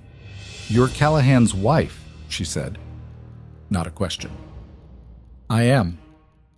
Heard he got married. Didn't believe it. The woman leaned on the counter. How are you finding ranch life? It's an adjustment, I bet. She smiled, not unkindly. Name's Ruth. If you need anything, advice, supplies, someone to complain to about stubborn men, you come find me. Evelyn felt something warm in her chest. Thank you. I'm Evelyn. I know who you are, honey. The whole town knows. We don't get much excitement around here. Ruth started wrapping Evelyn's purchases. But between you and me, Wade Callahan's been alone too long. Does my heart good seeing him with someone again? Wade appeared then, saving Evelyn from having to respond. He paid for everything, loaded the supplies into the wagon, and turned to Evelyn. Hungry? He asked. Starving. They ate at the town's only restaurant, a small place attached to the saloon that served decent food and strong coffee. Wade knew the owner, who greeted him with surprised pleasure. Wade Callahan as I live and breathe, and with a lady no less. The old man grinned. Thought you'd forgotten how to socialize. Just forgot how to tolerate your cooking, Pete. Pete laughed and showed them to a table near the window. Over plates of stew and fresh bread, Evelyn watched Wade interact with the few other patrons who stopped by to say hello. He was different here, still quiet, but less guarded. Like being away from the ranch let him remember how to be human. You're popular, Evelyn observed. Wade shrugged. Small town. Everybody knows everybody. They seem to like you. They like that I paid my debts and don't cause trouble. He paused. And they probably feel sorry for me, the rancher who couldn't keep a wife. Wade, it's fine. They're not wrong. He met her eyes. But things are different now. Are they? Yeah. He reached across the table and took her hand right there in public where anyone could see. They are. Evelyn's heart stumbled. This was the most open affection Wade had shown her outside the privacy of the ranch. His thumb traced circles on her palm while they finished eating, and she felt absurdly, wonderfully happy. They left town around 2, the wagon heavy with lumber and supplies. The trip back was quieter, both of them tired but content. Evelyn dozed against Wade's shoulder while he drove, his arm coming around her to keep her steady. She woke when the wagon stopped. "We there?" she mumbled. Not quite. Wade was looking at something in the distance. "There's weather coming." Evelyn sat up, following his gaze. Dark clouds were building on the northern horizon, not the violent black of a summer storm, but the heavy gray of winter weather. "How far are we from the ranch?" she asked. "Hour, maybe more." Wade's jaw was tight. "That storm's moving faster than it should. Can we outrun it?" "We can try." He snapped the reins, urging the horses faster. The wagon lurched forward, supplies rattling in the back. Evelyn held on to the seat, watching those clouds roll closer with unnatural speed. The temperature dropped fast. Within 20 minutes, the wind picked up, cold and sharp, carrying the smell of snow. The sky darkened from gray to nearly black. "Wade, I know." The first snowflakes fell when they were still 30 minutes from home. Within minutes, it went from scattered flakes to a wall of white. The wind howled, driving the snow sideways, making it impossible to see more than a few feet ahead. Wade slowed the horses, leaning forward to peer through the blizzard. "Can't see the road." "What do we do?" "Keep going. Carefully." His voice was tense. "If we stop, we might not find our way again." The next half hour was terrifying. The world disappeared into white chaos. The cold bit through every layer of clothing. Evelyn couldn't feel her feet anymore, and her hands ached where she gripped the wagon seat. Wade guided the horses with nothing but instinct and years of knowing this land. The wagon crept forward, every minute feeling like an hour. "There!" Wade pointed. Through the swirling snow, Evelyn could just make out the dark shape of buildings. The ranch. They'd made it. Wade drove the wagon straight to the barn, and they both jumped down into knee-deep snow. Marcus appeared from inside, his face tight with worry. "Boss, we were about to come looking for you." "Help me with the horses," Wade said. "Evelyn, get inside, now." "But the supplies, inside." She didn't argue. The house was barely warmer than outside, but at least the wind couldn't reach her. She stood in the kitchen, shaking with cold, while Wade and Marcus worked to secure everything. Danny burst through the door, snow covering his coat. "North fence is already down. Cattle are scattering." Wade cursed. "How many?" "Don't know yet. Can't see much in this." "Get lanterns. We need to..." "Wade, no." Evelyn grabbed his arm. "You just got back. You're frozen. You can't go out there again." "I don't have a choice. If the cattle scatter into this storm, we'll lose half the herd." "Then I'm coming with you." "Absolutely not. You need everyone you can get." She met his eyes. "I'm coming." Wade looked like he wanted to argue, but there wasn't time. "Fine, but you stay close to me. You get lost in this, you're dead. Understand?" "I understand." They geared up. Every piece of warm clothing they could find, scarves wrapped around their faces, gloves that were already soaked through. Wade handed Evelyn a rope. "Tie this around your waist. Other end goes to me. We don't let go, no matter what." She tied the rope with numb fingers while Wade did the same. Marcus and Danny prepared their own gear. Then they stepped out into the blizzard. The wind hit like a fist. Evelyn could barely breathe, barely see.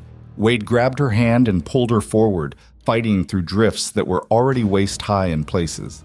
They reached the corrals to find chaos. Fences had collapsed under the weight of snow and wind. Cattle milled in panic, some trying to scatter into the white void beyond. If they made it out onto the open prairie in this storm, they'd freeze or get lost and die.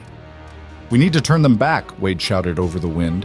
"Keep them contained until we can repair the fence." For the next 2 hours, they fought a losing battle against nature itself. Evelyn chased cattle through snow that sucked at her boots, waving her arms and shouting until her voice gave out. Wade and Marcus worked to prop up fallen fence sections with whatever they could find. Danny hauled rope and tools, his young face red and raw from the cold. The snow didn't let up. It got worse. Evelyn lost track of time, lost track of everything except the immediate moment.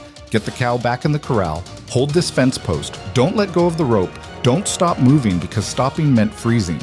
She didn't realize how bad things were until she saw Wade go down. He'd been hammering a support post into frozen ground when his legs gave out. He dropped to his knees in the snow, the hammer falling from his hand. "Wade!" Evelyn fought through the drifts to reach him.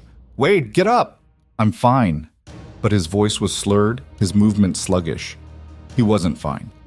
None of them were. They'd been out here too long, pushed too hard, the cold was winning. Evelyn grabbed Wade's arm, trying to pull him up. He was too heavy, too exhausted.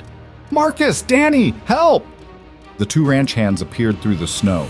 Together, they got Wade on his feet. "We need to get him inside," Marcus said. "The cattle—" Wade tried to protest. "We'll have to take care of themselves." "You're done, boss."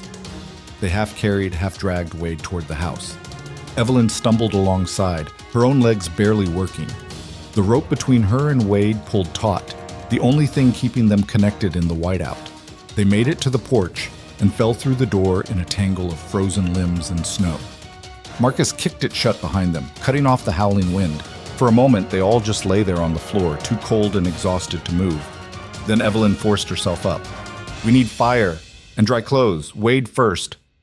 Her hands were so numb she could barely work the buttons on Wade's coat, but she managed. Marcus got the stove going while Danny brought blankets.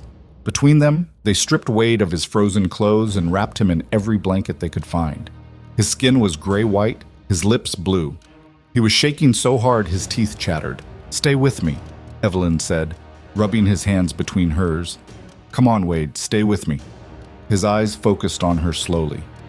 Cold. I know, but you're inside now. You're safe." She pulled him against her, wrapping her arms around him despite her own soaked clothes. Marcus brought hot coffee, and she helped Wade drink it in small sips. Gradually, color started returning to his face. The shaking eased, his breathing steadied. "You scared me," Evelyn whispered against his hair. "Sorry," he mumbled. "Didn't mean to." "You never mean to. You just work yourself half to death and expect to be fine. The cattle, forget the cattle. They're not worth dying for." Wade pulled back enough to look at her. His eyes were clearer now, more focused. "Yes, they are. They're everything. If we lose them, we lose the ranch." "And if I lose you?" Evelyn's voice cracked. "What then?" The question hung between them, raw and honest. Wade's expression shifted. Surprise, then something deeper. Something that looked like understanding. "You won't," he said quietly. "I'm not going anywhere." "You almost did." "But I didn't." He touched her face with a hand that was finally warming up. "Because you were there. You pulled me back." Evelyn felt tears burning behind her eyes. She pressed her forehead against his, not caring that Marcus and Danny were watching, not caring about anything except the fact that Wade was alive and warm and here. "Don't do that again," she whispered. "Can't promise that. But I promise to try harder to come back." "That's not good enough. It's all I've got." She kissed him then, desperate and scared and too cold to be graceful about it. Wade made a surprise sound but didn't pull away. His arms came around her, holding her close despite the layers of blankets between them. When they finally broke apart, Danny was pointedly studying the ceiling while Marcus had a small smile on his weathered face. I'll check on the animals in the barn," Marcus said. "Danny, you coming?" "Yep, definitely, coming." They left quickly, closing the door behind them. Evelyn and Wade sat on the floor in front of the stove, wrapped in blankets, holding each other while the blizzard raged outside. "I thought I was going to lose you," Evelyn said. "Out there in the snow, I thought—" "I know, I felt it too." Wade's voice was rough. "When I went down, all I could think was that I'd finally found something worth coming home to, and I was about to throw it away." "Wade, let me finish." He pulled back to look at her. "When I placed that ad, I told myself it was practical, logical. I needed help with the house, and marriage was cheaper than hiring someone. But that was a lie." "What was the truth?" "The truth was I was lonely. So lonely I could barely stand it. But I was too proud and too scared to admit it." His hand cupped her face. "And then you showed up, this woman who'd left everything behind with nothing but guts and determination, and I knew I was in trouble." "Trouble?" "Because I knew I was going to fall for you, and I spent weeks trying to stop it, trying to keep you at arm's length. But it didn't work." Evelyn's breath caught. "What are you saying?" "I'm saying I love you." The words came out rough, unpracticed. "I don't know when it happened exactly. Maybe during that first storm. Maybe when you reorganized the supply room and I was too stubborn to admit you were right. Maybe the first morning I woke up and you were there, and the house didn't feel empty anymore." He swallowed hard. "I love you, Evelyn, and I'm sorry it took me this long to say it." Tears spilled down Evelyn's cheeks. You stubborn, impossible man. I know. I'm working on it. I love you too. I've been trying not to, because this was supposed to be practical and safe and simple. But you're none of those things. Wade huffed a laugh. That's the nicest insult I've ever gotten. You leave water outside my door every morning. You fixed a broken rocking chair without being asked. You hold me at night like you're afraid I'll disappear. She kissed him again, softer this time. You're the best man I've ever known, and I love you so much it scares me. Good, Wade said. Because you scare me too. Good. They stayed like that for a long time, wrapped in blankets and each other while the storm tried to tear the world apart outside. Eventually, Wade's eyes started to droop. Come on, Evelyn said. You need to sleep. So do you. Then we'll sleep together. They made it upstairs to their room, leaving a trail of damp blankets behind them. Evelyn helped Wade into bed, then climbed in beside him. For once, they didn't stay on separate sides. Wade pulled her against him, her back to his chest, his arm secure around her waist. Thank you, he murmured against her hair. For what? For running into the storm. For not giving up on me. For being here. Evelyn laced her fingers through his. Where else would I be? She felt him smile against her neck. Nowhere. You're stuck with me now. Good. Outside, the blizzard continued to rage, but inside, wrapped in warmth and each other, Evelyn and Wade finally slept. The storm lasted 2 days. When it finally cleared, they emerged to find the ranch transformed into a white wasteland. Snow buried everything, fences, corrals, the garden Evelyn had worked so hard on. The temperature had dropped so low that simply breathing hurt, but they'd survived. All of them. The people and most of the cattle. Wade spent the next week doing damage assessment and repairs. Evelyn worked alongside him when she could, helping to dig out equipment and reinforce structures that had collapsed under the snow's weight. The crisis had changed something between them. The careful distance they'd maintained was gone. Now Wade would pull her close in the barn just because he could. Evelyn would kiss his cheek while he worked at the table. They touched constantly, small gestures that said, I'm here, you're here, we're both alive. One evening, about a week after the blizzard, Evelyn was making supper when Wade came in from checking the south pasture. He looked tired but satisfied. Lost count came back better than expected, he said, hanging up his coat. We'll be fine until spring. That's good news. Yeah. He walked over to where she stood at the stove. Evelyn, I've been thinking. That's dangerous. He smiled, a real smile that transformed his whole face. We should get married again. She turned to look at him. We're already married. I know, but that first time didn't count. It was just paper and a judge who didn't care. Wade took her hands. I want to do it right, with witnesses and a real ceremony. I want to stand in front of everyone and tell them, you're my wife because I choose you, not because it was convenient. Evelyn's throat went tight.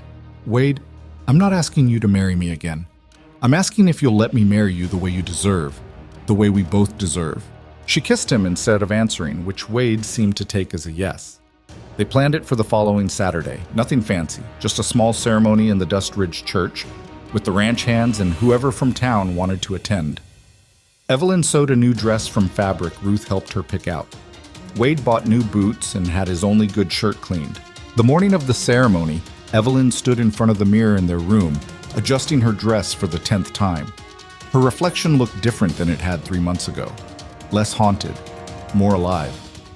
Wade appeared in the doorway, already dressed. You look beautiful. You clean up pretty well yourself. He walked over, stopping behind her so they were both reflected in the mirror. Evelyn in her simple blue dress, Wade in his clean shirt and new boots. You sure about this? He asked quietly. About marrying you for the second time? Yeah, I'm sure. She turned to face him. Are you? Never been more sure of anything. The ceremony was short and genuine. The minister, a kind man who clearly knew Wade, spoke about partnership and commitment. Marcus and Danny stood as witnesses, both looking suspiciously emotional. Ruth and a handful of townspeople filled the pews. When it came time for the vows, Wade took Evelyn's hands and spoke clearly.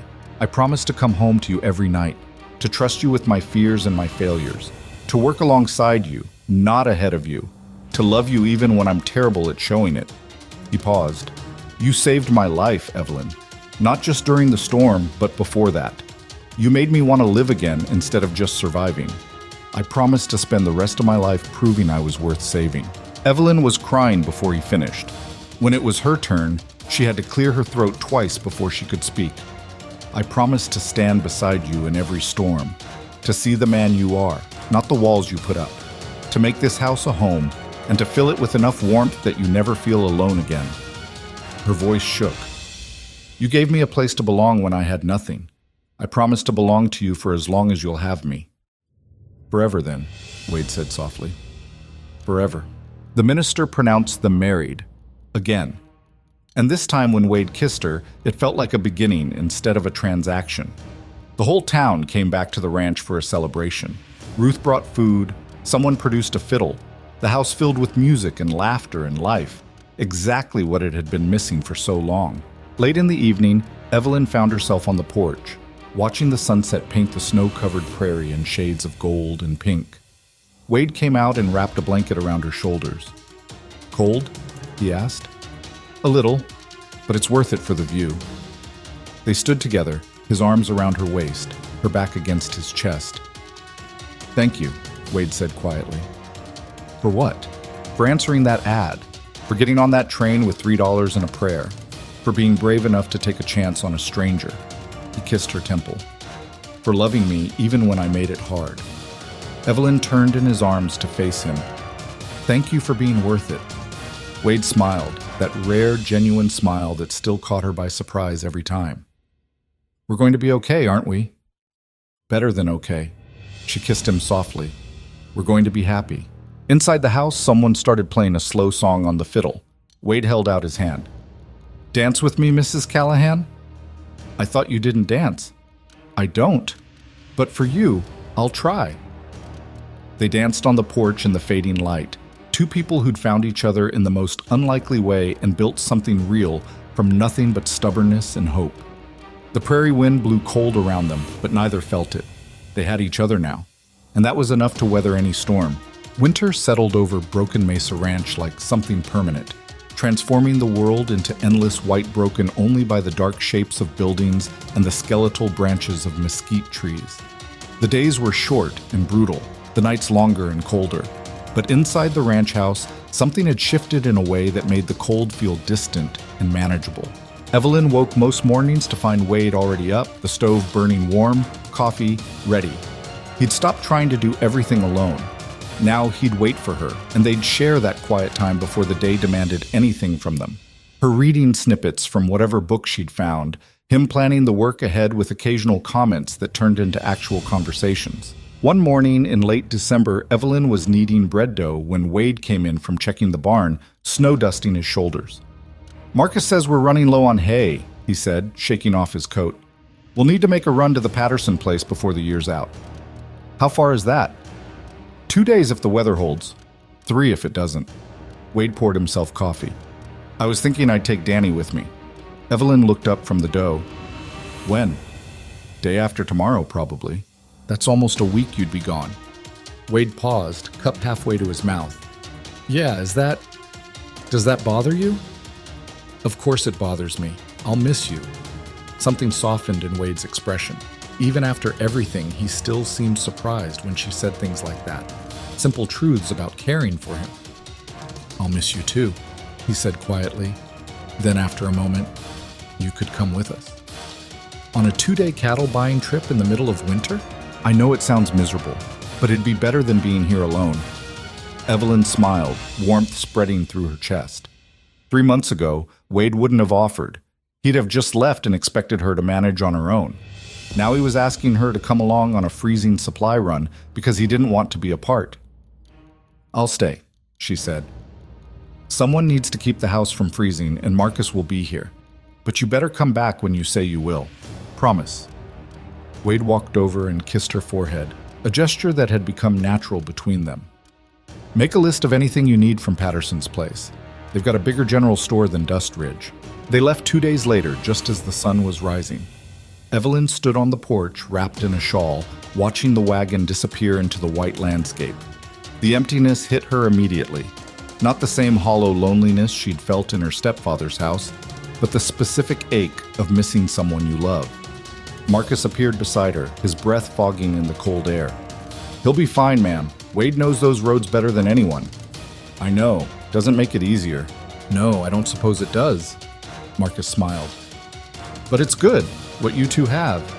He's different now, lighter, somehow." Evelyn glanced at him. "You think so?" "I know so. Been working for Wade for 6 years, and I've never seen him like this. Happy, I mean. Actually happy." He tipped his hat. "You did that. We did it together." "Maybe so. But you started it by being stubborn enough to stay." After Marcus left to tend the animals, Evelyn went inside and tried to fill the day with work. She cleaned rooms that didn't need cleaning, reorganized the pantry again, baked more bread than 2 people could eat. But the house felt too quiet without Wade's presence. His footsteps, his occasional comments, the way he'd come up behind her while she cooked and rest his hand on her hip. That night, lying alone in their bed, Evelyn understood something she hadn't fully grasped before. She'd come to Texas running from one kind of loneliness only to discover a different kind entirely. The loneliness of missing someone who mattered. It hurt, but it was a good hurt. The kind that proved you had something worth missing. She fell asleep holding Wade's pillow, breathing in the faint scent of him.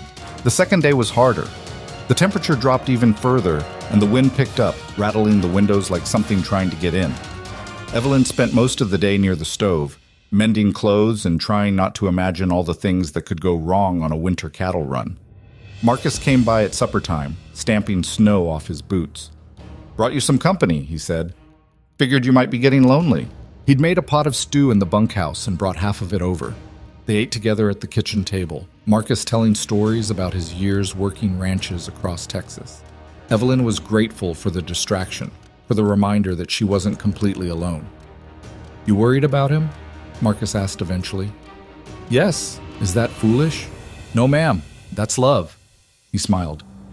"Wade knows what he's doing out there, and he's got Danny with him, who's young but capable. They'll be back before you know it." But they weren't. The third day came and went with no sign of the wagon. Then the fourth. By the 5th day, Evelyn was pacing the porch despite the cold, staring at the horizon like she could will them to appear. "Could just be the weather slowing them down," Marcus said, but she could hear the worry in his voice too. "You'd tell me if you thought something was really wrong, wouldn't you?" Marcus hesitated. "The storm moved through south of here 2 days ago. If they got caught in it..." He didn't finish, but he didn't need to. Evelyn remembered the blizzard that had nearly killed Wade. The thought of him trapped in another storm, miles from home, made her stomach clench with fear. That night, she couldn't sleep at all. She sat in the rocking chair Wade had fixed for her, wrapped in blankets, watching the window for any sign of light in the darkness. Around 3 a.m, she heard it, the distant sound of horses and wagon wheels. Evelyn flew down the stairs and out onto the porch, not bothering with a coat. The cold hit her like a slap, but she barely felt it. 2 shapes were emerging from the darkness, the wagon moving slowly through the snow. "Wade!" She ran toward them, slipping in the snow, not caring. Wade pulled the wagon to a stop and jumped down, meeting her halfway. His arms came around her immediately, holding her so tight she could barely breathe. "I'm here," he said into her hair. "I'm here. I'm okay." "You're late. You were supposed to be back 2 days ago. I thought..." "I know. I'm sorry." "The storm caught us at Patterson's place and we had to wait it out." He pulled back to look at her, his face rough with several days of stubble, exhaustion evident in every line. "You're freezing. What are you doing out here without a coat?" "Waiting for you to come home." Something in Wade's expression cracked. He kissed her right there in the snow, cold and desperate and real. Danny cleared his throat from the wagon. Boss? I'll take care of the horses." "Thanks, Danny." Wade didn't let go of Evelyn, just scooped her up and carried her toward the house. "You're impossible, you know that? Running out into the snow in your nightdress." "You were gone too long." "I know. I hated every minute of it." Inside, Evelyn made Wade sit by the stove while she heated coffee and food. He looked exhausted, dark circles under his eyes, his hands raw from the cold, but he was home. He was safe. "Tell me about the trip," she said, setting a plate in front of him. "Got the hay we needed." Patterson's asking price was robbery, but we didn't have much choice. Wade wrapped his hands around the coffee cup. Storm hit the second night. We were lucky to be at his place and not caught on the road, but it meant we couldn't leave for 2 days. You should have sent word somehow. Couldn't. Roads were impassable. He looked at her directly. But every hour I was stuck there, all I could think about was getting back to you, making sure you knew I was all right. Evelyn sat down beside him, taking his hand. I was worried. I know. I'm sorry. Don't be sorry. Just don't leave me for that long again unless you absolutely have to. Deal. Wade squeezed her hand. Patterson asked about you, actually. His wife wants to meet the woman who finally got Wade Callahan to settle down. What did you tell them? That you're too good for me and I don't know how I got this lucky. He said it plainly, like stating a simple fact. Evelyn's throat went tight. Wade, it's true. Every day I wake up expecting to find out this was all some dream, that you're not really here, or you've changed your mind, or... He trailed off, shaking his head. I'm not going anywhere. You're stuck with me. Good. Wade pulled her closer, resting his forehead against hers. Because I don't think I could survive losing you. They sat like that for a long time, just breathing together, the warmth of the stove wrapping around them like a promise that winter wouldn't last forever. The rest of December passed in a blur of cold and snow and small moments of warmth. Wade took to coming inside earlier in the afternoons, claiming he needed to check on supplies or repair something in the house. Evelyn suspected he just wanted to be near her, but she never called him on it. Christmas came quiet and simple. Evelyn made a special supper with dried fruit she'd been saving. Wade surprised her with a new set of hair combs he'd bought from Patterson, simple but beautiful, with delicate carved flowers. When did you get these? She asked, running her fingers over the smooth wood. At Patterson's place. Saw them and thought of you. Wade looked almost embarrassed. If you don't like them, I love them. She kissed him. Thank you. I have something else for you too, but it's not finished yet. What is it? You'll see. When it's ready. He wouldn't say more, no matter how much she asked. A week later, on a particularly cold evening, Wade asked her to close her eyes and hold out her hands. If this is a snake, I'm leaving you, Evelyn said. It's not a snake, just trust me. She closed her eyes. Something small and wooden was placed in her palms, light and delicate. Okay. Look. Evelyn opened her eyes and stared. It was a bird, a sparrow, carved from wood with incredible detail. Every feather was visible, the tiny beak perfect, the eyes somehow managing to look alive despite being carved from a single piece of wood. You made this? Her voice came out as a whisper. You mentioned once that you'd lost a keepsake after your mother died. A wooden sparrow she'd given you. Wade watched her carefully. I thought maybe you'd like a new one. Evelyn couldn't speak, couldn't breathe. She just stared at this tiny, perfect thing that Wade had carved with his work-roughened hands, had spent hours creating just for her, just because she'd mentioned something in passing weeks ago. If it's not right, Wade started. It's perfect. Tears spilled down her cheeks. It's the most beautiful thing anyone's ever given me. It's just a piece of wood. No. Evelyn looked up at him. It's proof that you listen, that you care, that you pay attention to the things that matter to me. She set the sparrow down carefully and threw her arms around Wade's neck. I love you so much. Wade held her tight, his face buried in her hair. I love you too. More than I knew was possible. That night, Evelyn placed the wooden sparrow on the dresser next to her mother's locket. Two treasures, one from her past and one from her present, sitting side by side. January brought a brief thaw that turned the snow to slush and mud. The ranch became a mess of brown water and struggling to keep anything clean. But it also meant Wade could start working on repairs that had been impossible in the deep freeze. Evelyn found him one afternoon in one of the empty bedrooms upstairs, measuring the walls with a length of rope. What are you doing? She asked. Wade straightened, looking slightly guilty. Just checking something. Checking what? He was quiet for a moment, then set down the rope. This room faces east, gets good morning light, and it's the warmest room in the house after hours. Evelyn's heart started beating faster. Wade, what are you planning? I've been thinking if we ever, someday we might. He rubbed the back of his neck, clearly struggling. We might need a nursery. The word landed between them like something fragile and precious. A nursery, Evelyn repeated softly. Too soon? Wade asked quickly. I'm not saying now or even this year. I just thought, if we're planning for the future, we should think about these things. Evelyn walked over to him, taking his hands. It's not too soon, and yes, we should think about these things. You want children? Wade's voice was careful, like he was afraid of the answer. Someday, yes. Do you? I didn't think I did. After Sarah left, I convinced myself I didn't want a family, that it was too much risk, too much potential for hurt. He squeezed her hands. But with you, yeah, I want that. I want everything with you. Evelyn stood on her toes and kissed him, pouring every ounce of love and hope and future into it. When they pulled apart, Wade was smiling, that rare, full smile that transformed his whole face. So we'll keep this room empty for now, he said, but we'll know it's waiting. Waiting for the right time. Yeah, the right time.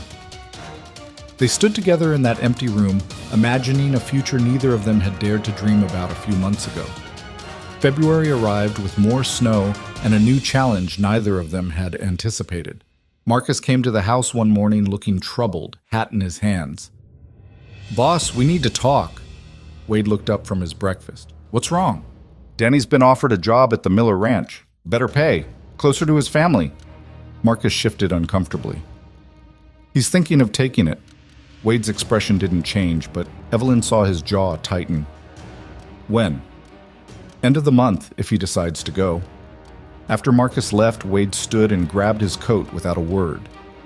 Wade, Evelyn started. I need to check the north pasture. He was gone before she could say anything else.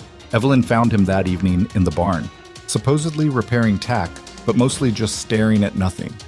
She sat down on a hay bale beside him. You want to talk about it? She asked. Nothing to talk about. Danny's got a right to take a better job. That's not what's bothering you. Wade was quiet for a long time. Then, when Sarah left, half the ranch hands left too. Said they didn't want to work for a man whose own wife couldn't stand him. I had to rebuild everything from nothing. The ranch, the reputation, the crew. He set down the leather he'd been pretending to work on. I know it's different this time. I know Danny's leaving for good reasons, but it still feels like I'm losing something. You're not losing anything. Danny's making a choice that's right for him. Evelyn took Wade's hand. And you're a good enough man to let him go without making him feel guilty about it. When did you get so wise? I married you, didn't I? Can't be that wise. Wade huffed a laugh despite himself. Thanks for that. You're welcome. She leaned against his shoulder. Talk to Danny. Tell him you understand and you're happy for him. Let him leave knowing he's valued, not resented. Wade did talk to Danny the next day. Evelyn watched from the porch as the two of them stood by the corral, Wade's hand on Danny's shoulder, both of them nodding. When they shook hands, Danny looked relieved. You did good, Evelyn said when Wade came inside. He's a good kid. Deserves better than this place can offer right now. This place offers plenty. It offered me a home when I needed one. Wade pulled her close, kissing the top of her head. That's different. How? Because you're you, and this place is better with you in it. Danny left at the end of February with everyone's blessing and promises to visit. The ranch felt emptier without his presence, but Marcus stepped up, and Wade hired a new hand, an older man named Frank who'd worked ranches his whole life and didn't talk much, which suited Wade fine.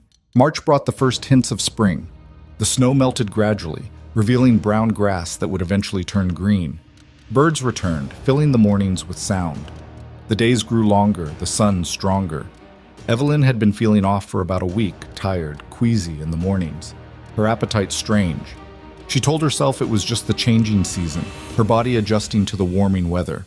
But deep down, she suspected something else. Ruth confirmed it when Evelyn made a quiet trip to town, claiming she needed fabric for new curtains. You're pregnant, honey, Ruth said gently, after listening to Evelyn's symptoms. About 6 weeks, I'd guess. Evelyn sat down heavily on a crate in the general store, her hands shaking. Are you sure? Been doing this long enough to know the signs. How do you feel about it? I don't know, terrified, happy, both at once. She looked up at Ruth. I don't know how to tell Wade. Just tell him straight. Men like Wade, they don't need fancy words, just honesty. But when Evelyn got home that evening, she couldn't find the words. She served supper, washed dishes, went through all the normal motions while her secret sat heavy in her chest. Wade noticed, of course. He always noticed. You're quiet tonight, he said as they got ready for bed. Just tired. Evelyn, he turned to face her. What's wrong? She took a breath, then another. I went to see Ruth today. I thought you went for curtain fabric. That was an excuse. Her hands twisted in her nightdress. Wade, I'm pregnant. The words hung in the air between them. Wade went very still, his expression unreadable. You're sure? Ruth's sure, and I've suspected for a while. I just wasn't ready to say it out loud. How far along? 6 weeks, maybe? Wade sat down on the edge of the bed, his movements careful.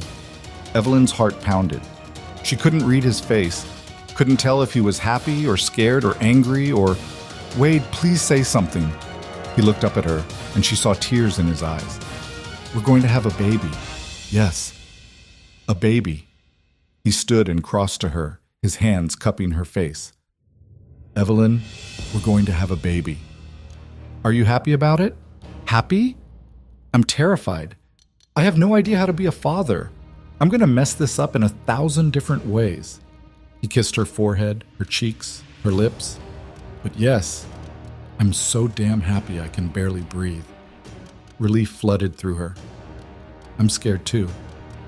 We'll figure it out together, just like everything else. Wade's hand moved to her stomach, resting there gently. When? October, Ruth thinks. October. Wade's voice was full of wonder. We have 6 months to get ready. 7, actually. 7 months to turn that empty room into a nursery, to figure out how to keep a tiny human alive, to become parents. He laughed, the sound slightly hysterical. We're going to be parents. We are. They held each other for a long time, the enormity of it settling over them like snow. That night, Wade couldn't seem to stop touching Evelyn's stomach, even though there was nothing to feel yet. You should rest more, he said, not work so hard. Wade, I'm pregnant, not made of glass. I know, but I'll be fine. Women have been doing this since the beginning of time.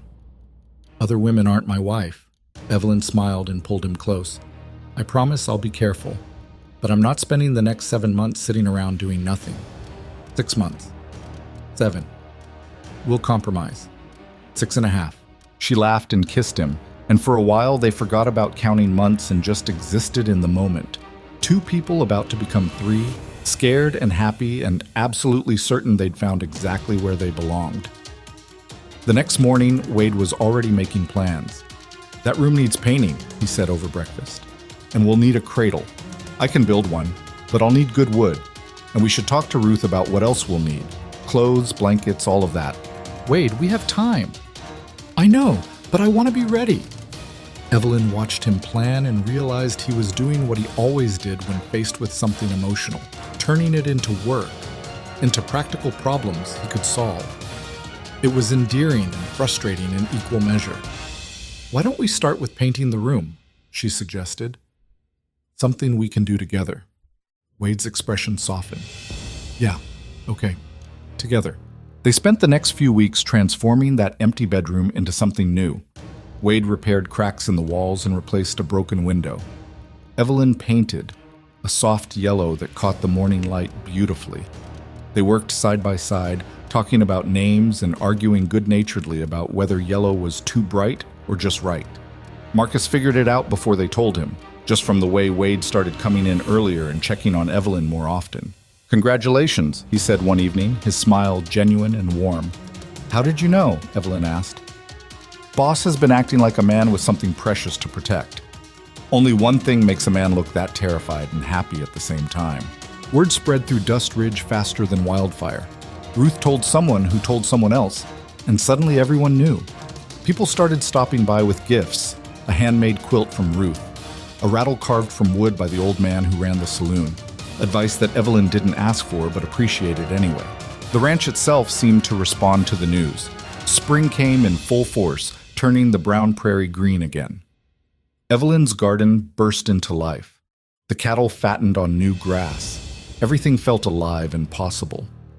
One evening in late April, Evelyn stood in the nursery doorway, looking at the painted walls and the cradle Wade had built. Simple but sturdy, sanded smooth so there were no rough edges. Wade came up behind her, wrapping his arms around her waist, his hands resting on the small swell of her stomach that was finally starting to show. "You did good work," Evelyn said. "We did good work," Wade corrected. "None of this happens without you." "I'm pretty sure the baby was a team effort too." He laughed against her hair. "Yeah, I guess it was." They stood there in the doorway of the room that was waiting, watching the sunset paint the walls in shades of gold and pink, and felt the future unfold before them like a promise finally being kept. Summer arrived with a heat that made Evelyn's pregnancy feel twice as hard as it probably was. By June, she was showing enough that her dresses needed letting out, and the simplest tasks left her breathless and sweating. Wade hovered constantly, driving her half crazy with concern. "I'm fine," she said for the 100th time, swatting his hand away as he tried to take the laundry basket from her. "You shouldn't be carrying heavy things." "It's laundry, Wade, not boulders." "Still?" He took the basket anyway. "Ruth said you need to rest more." Ruth also said, "I need to keep moving or I'll swell up like a tick. Make up your mind which advice you're following." Wade set the basket down and pulled her close, his hand on her rounded stomach. "I'm following the advice that keeps you both safe." Evelyn softened despite her frustration. "We're safe, I promise." "I know, I just..." He trailed off, but she understood. Wade had lost too much in his life to take anything for granted. Every day with her, every week the baby grew, felt like something that could be taken away. "I'm not going anywhere," she said gently. "You're stuck with us." "Good." He kissed her forehead. "Now go sit down before you fall down." Bossy. "You married me. Too late to complain now." She did sit down, though, because her back was killing her and her feet had swollen to twice their normal size. Wade brought her water and propped pillows behind her back without being asked, then went to hang the laundry himself. Evelyn watched him through the window, this man who'd been so closed off and frightened of connection, now hanging her dresses with careful attention. Life had a strange sense of humor sometimes. The baby moved then, a flutter that was becoming more common. She put her hand over the spot, feeling it again. A kick. A real, definite kick. "Wade!" she called. "Wade, come here." He dropped the laundry and ran inside, his face pale. "What's wrong?" "Nothing's wrong. Give me your hand." She placed his palm on her stomach and waited. For a moment, nothing. Then the baby kicked again, strong enough that Wade's eyes went wide. That's your son or daughter saying hello?" Wade stared at her stomach like it contained the entire universe. "It's real," he said quietly. "I mean, I knew it was real, but feeling it, that's our baby in there. That's our baby." He knelt down in front of her, both hands on her stomach now, waiting for more movement. When the baby kicked again, Wade laughed, a sound of pure, unguarded joy that Evelyn had never heard from him before. "Hey there," he said softly to her belly. "I'm your father. I don't know much about being a parent, but I promise I'll try my best. And your mother? Your mother is the bravest person I know. You're lucky to have her." Evelyn's eyes burned with tears. "Wade, I mean it." He looked up at her. "I was half dead when you showed up, just going through the motions, waiting for life to finally finish me off. And then you walked into that courthouse with nothing but courage and $3, and you saved me. You saved everything." "You saved me too," Evelyn whispered. "I was running from a life that would have crushed me. You gave me a reason to stop running and start building something real."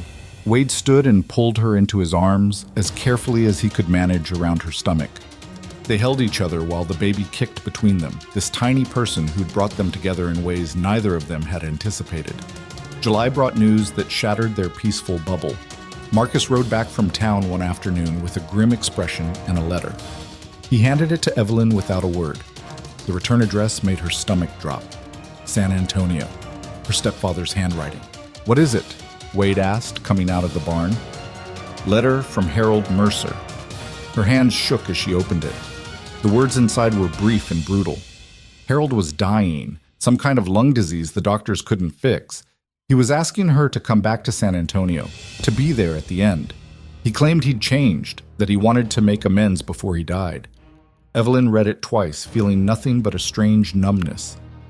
"What does he want?" Wade asked quietly. She handed him the letter. Wade's expression darkened as he read. "You're not going," he said flatly. "Wade, no. This man made your life hell. Tried to sell you off to the highest bidder. You don't owe him anything. He's dying." "Good.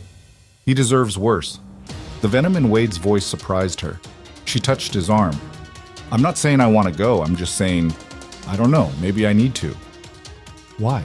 Evelyn struggled to find the words. "Because if I don't, I'll always wonder. Wonder if he really did want to make amends. Wonder if I could have been the bigger person." She looked down at her stomach. "And I don't want our child to have a mother who's still carrying that weight around." Wade was silent for a long moment. Then, "If you go, I'm going with you. You can't leave the ranch for that long. Marcus and Frank can handle it for a week. You're not facing that man alone." "Wade." "This isn't negotiable, Evelyn. If you're going, I'm going. End of discussion." She saw the fear beneath his stubbornness, the terror that if she left, she might not come back, that San Antonio might reclaim her somehow. "Okay," she said softly. "We'll go together." They left 3 days later, taking the train south. The journey was harder than Evelyn's first trip to Dust Ridge. She was 6 months pregnant now, uncomfortable in every position, the heat making everything worse. Wade stayed beside her constantly, bringing water, adjusting pillows, glaring at anyone who looked at her too long. San Antonio felt like a different world, loud and crowded and full of memories Evelyn had tried to forget. The house where she'd grown up looked smaller than she remembered, shabbier. The maid who answered the door barely recognized her. "Miss Evelyn?" "Lord, I thought you disappeared forever." "It's Mrs. Callahan now. Is he upstairs?" "In his bedroom. Be warned, he's not the man you remember." She wasn't wrong. Harold Mercer had been a large, imposing man who'd ruled his house with anger and whiskey. The person in the bed was a skeleton, yellowed skin stretched over bones, breathing labored and wet. His eyes opened when Evelyn entered. "You came." "I came." She stayed in the doorway, Wade a solid presence behind her. "This is my husband, Wade." Harold's gaze flicked to Wade, then back to her. "You're pregnant." "Yes." "Good. That's good." He coughed, a horrible rattling sound. "I wasn't sure you'd come. After everything. I almost didn't. I wouldn't have blamed you." More coughing.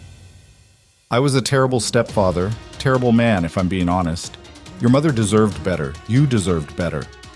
Evelyn felt Wade's hand on her shoulder, grounding her. "Why did you ask me to come?" "Because I'm dying, and I wanted to say I'm sorry. I know it doesn't fix anything. I know sorry is worthless after what I put you through. But I needed you to hear it anyway." Harold's eyes were wet. "I drank because I hated myself. And I took it out on you because you reminded me of your mother, and your mother reminded me of everything good I'd destroyed." "That's not an excuse." "No, it's not. It's the truth." He struggled to sit up. "The house is yours, what's left of it. The lawyer has the papers, and there's some money, not much, but enough to give your child a start." "I don't want your money." "Then give it to charity. Burn it. I don't care. I just wanted you to know it's there." Another fit of coughing, worse this time. When it passed, Harold looked even grayer. "I'm glad you found someone. Glad you got out. I hope you're happy." Evelyn looked at this dying man who'd made her childhood a misery and felt something unexpected. Not forgiveness exactly, but release. Like a weight she'd been carrying was finally being set down. "I am happy," she said quietly. "Despite everything you did, I found my way to a good life. I have a husband who loves me, a home, a baby on the way. You don't get credit for any of that, but I wanted you to know I survived you." Harold nodded weakly. "That's all I could ask for." They stayed in San Antonio for 3 more days. Harold died on the second night, quietly and alone, despite the maid sitting with him. Evelyn felt nothing when she got the news. No grief, no relief, just emptiness. The funeral was small.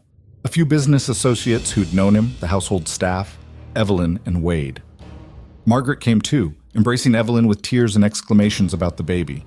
"Look at you," Margaret said, stepping back. Married and glowing and so far from that scared girl I knew. A lot can change in a year, I'll say. "And your husband," Margaret glanced at Wade, who stood a respectful distance away. "He looks at you like you hung the moon. He's a good man. You deserve a good man." Margaret squeezed her hands. "Write to me, will you? Let me know when the baby comes. I want to hear that you're still happy." "I will, I promise." The lawyer handled the paperwork. The house would be sold, the money put in trust. Evelyn signed everything numbly, ready to be done with this part of her life forever. On the train back to Texas, Wade finally asked the question she knew had been bothering him. "Are you all right?" Evelyn leaned against his shoulder, watching the landscape roll past. "I think so. It's strange. I thought I'd feel more grief or anger or something, but mostly I just feel tired. Like I've been carrying this heavy thing for so long, and now it's finally over." "You don't have to feel any particular way about it." "I know, but I keep thinking about what he said, about me reminding him of my mother." She touched her stomach.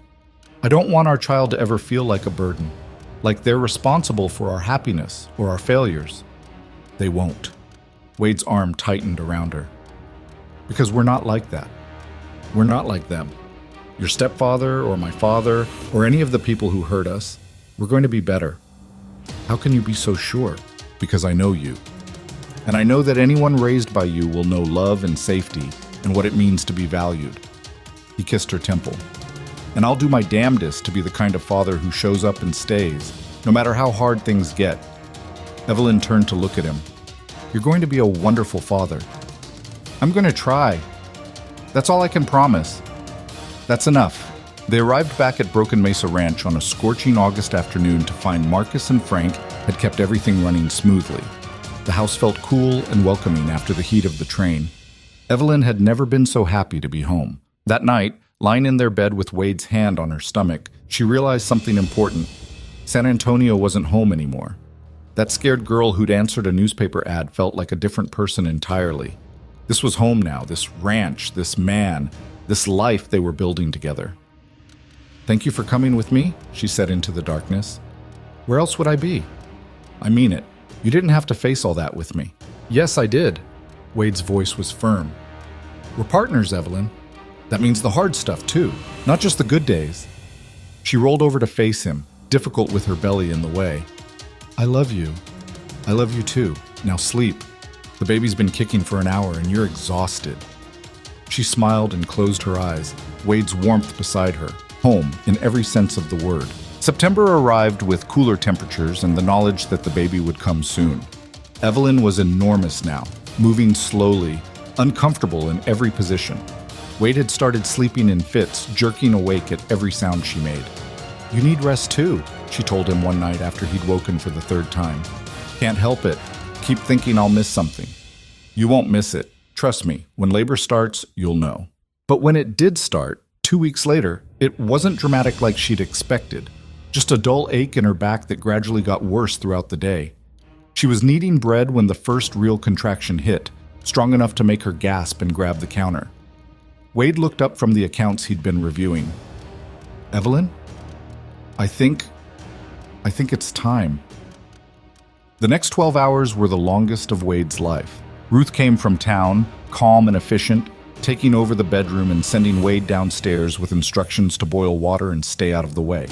Marcus kept him company in the kitchen, both of them jumping at every sound from upstairs. "First babies take a while," Marcus said, trying to be reassuring. "Could be hours yet." It was hours. Long, agonizing hours where Wade paced and prayed to anyone who might be listening and cursed himself for putting Evelyn through this. Every cry of pain from upstairs felt like a knife in his chest. "I should be up there," he said for the 10th time. "Ruth said to stay down here." "I don't care what Ruth said. That's my wife." But he stayed, because Evelyn had made him promise not to hover. She'd been clear about that. Ruth would handle the delivery, and Wade's job was to not panic and get in the way. He was failing spectacularly at the not panicking part. It was just past midnight when he heard it. A thin, piercing wail that made every hair on his body stand up. Marcus grinned. "That's a baby, boss." Wade was up the stairs before his brain fully processed the words. He burst into the bedroom to find Ruth cleaning a tiny red screaming bundle while Evelyn lay exhausted against the pillows, her hair soaked with sweat. "Is she—" Wade couldn't finish the question. "She's fine," Ruth said. "And so is your daughter. Perfect little girl, healthy as can be." Daughter. He had a daughter. Ruth wrapped the baby in a clean blanket and handed her to Evelyn, who cradled her with tears streaming down her face. Wade crossed to the bed on shaking legs, looking down at the tiny person they'd created. She was perfect, impossibly small, with a scrunched-up face and dark hair and tiny fists waving in the air. She was screaming at the top of her lungs, furious at being born into a cold, bright world. "She has your lungs," Wade said, his voice rough. Evelyn laughed through her tears. "And your stubbornness, I'm guessing. She didn't want to come out." "Can I—" Wade reached out, then pulled back, afraid. "Of course." Evelyn shifted the baby toward him. "Meet your father, little one." Wade took his daughter with hands that shook, terrified he'd drop her or break her or do something irredeemably stupid. But the moment she settled in his arms, something clicked into place. She stopped crying, her tiny eyes opening to stare up at him. "Hey there," he whispered. "I'm your dad, and I have no idea what I'm doing, but I promise I'll figure it out." The baby made a small sound, her hand wrapping around his finger with surprising strength. "She likes you," Evelyn said softly. "How can you tell?" She stopped screaming. Wade looked down at his daughter, and felt something break open in his chest. Not the breaking that came with loss, but the breaking that came with too much love trying to fit in a space too small for it. "What should we name her?" he asked. Evelyn smiled tiredly. "I was thinking Sarah Rose, Rose for my mother, and Sarah because it's a good name, and I want to reclaim it from bad memories." Wade looked at her in surprise. "You sure?" "I'm sure. Sarah Rose Callahan. What do you think?" He looked down at the baby in his arms, this tiny person who'd already changed everything. "I think it's perfect. She's perfect." Ruth cleaned up and left them alone, promising to check in the next day. Wade sat on the edge of the bed, still holding Sarah, while Evelyn dozed fitfully beside him. He couldn't stop looking at his daughter. Couldn't believe that something this small and fragile and absolutely perfect had come from him and Evelyn. He'd spent so much of his life convinced he didn't deserve good things, that happiness was for other people. But here it was, wrapped in a blanket and sleeping in his arms. "I'll be better," he whispered to Sarah. "I won't be perfect. I'll make mistakes. But I promise I'll always show up. I'll always choose you and your mother. I'll work every day to be worthy of this." Sarah yawned, completely unimpressed by his promises, and Wade fell even more in love. The weeks that followed were chaos. Sarah had a strong will and no interest in sleeping when they wanted her to. She'd sleep all day and scream all night, leaving both Wade and Evelyn stumbling around in exhaustion. Feeding was a struggle. Diaper changes were a disaster. Everything took 3 times as long as it should have. But they figured it out together, the same way they'd figured out everything else. Wade learned to change diapers with the same focused attention he used to mend fences. Evelyn learned to sleep standing up. They took turns walking the floor with Sarah at 3 in the morning, both of them too tired to form complete sentences. And somehow, in the middle of the chaos, they found joy. The first time Sarah smiled at Wade, a real smile, not gas, he stood there with tears running down his face. The first time she grabbed Evelyn's finger on purpose, Evelyn spent an hour just staring at that tiny hand. The first time she laughed, a pure, delighted sound, they both stopped everything just to make her do it again. Marcus became a doting uncle, carving wooden toys and making ridiculous faces to earn baby smiles. Frank pretended to be gruff, but was caught more than once holding Sarah and singing off-key lullabies. Ruth visited weekly with advice and food and the wisdom of someone who'd raised 5 children of her own. The ranch itself seemed to settle into contentment. The cattle fattened, the grass grew green, the repairs held. It wasn't perfect. There were still hard days, still struggles with money and weather and all the 1,000 things that could go wrong on a ranch. But it was theirs, and it was good. One evening in late November, almost exactly a year after their second wedding, Evelyn stood on the porch watching the sunset. Sarah was asleep in the cradle Wade had built, finally sleeping at a reasonable hour. Wade came out and wrapped his arms around her from behind, his chin resting on her shoulder. "Penny for your thoughts," he said. "Just thinking about how much has changed. A year ago, we were getting married for the second time, and now..." She gestured at the house, the land, everything. "Now we have all this." "Any regrets?" "Not a single one." "You?" "Only that I didn't place that ad sooner." Wade turned her to face him. "I wasted a lot of time being afraid. Being alone because it felt safer than risking my heart again. But you took the risk anyway. Best decision I ever made." He kissed her softly. "You know what I think?" "What?" "I think we're going to be okay. Not perfect. We'll fight sometimes. We'll make mistakes. We'll have hard years and years where money's tight and the weather doesn't cooperate." He smiled. "But we'll face it together. And that's enough." Evelyn thought about the scared woman who'd stepped off the train with $3 and no plan. Thought about the closed-off man who'd married her out of desperation. They'd both been so broken, so convinced that safety meant isolation. But they'd been wrong. Safety wasn't found in walls and distance. It was found in standing beside someone and saying, "I'll stay, even when it's hard." It was found in morning coffee and repaired rocking chairs and tiny carved sparrows, in hands held during storms and promises kept in darkness. It was found in choosing each other, over and over again, until choosing became as natural as breathing. "You're right," Evelyn said. "We're going to be more than okay. We're going to be happy." "We already are." Inside the house, Sarah started fussing. Wade sighed. "Guess the peace was too good to last." "I'll get her." "We'll both get her." They went inside together, to the nursery that had once been an empty room waiting for a purpose. Sarah was awake and waving her fists, not quite crying but getting there.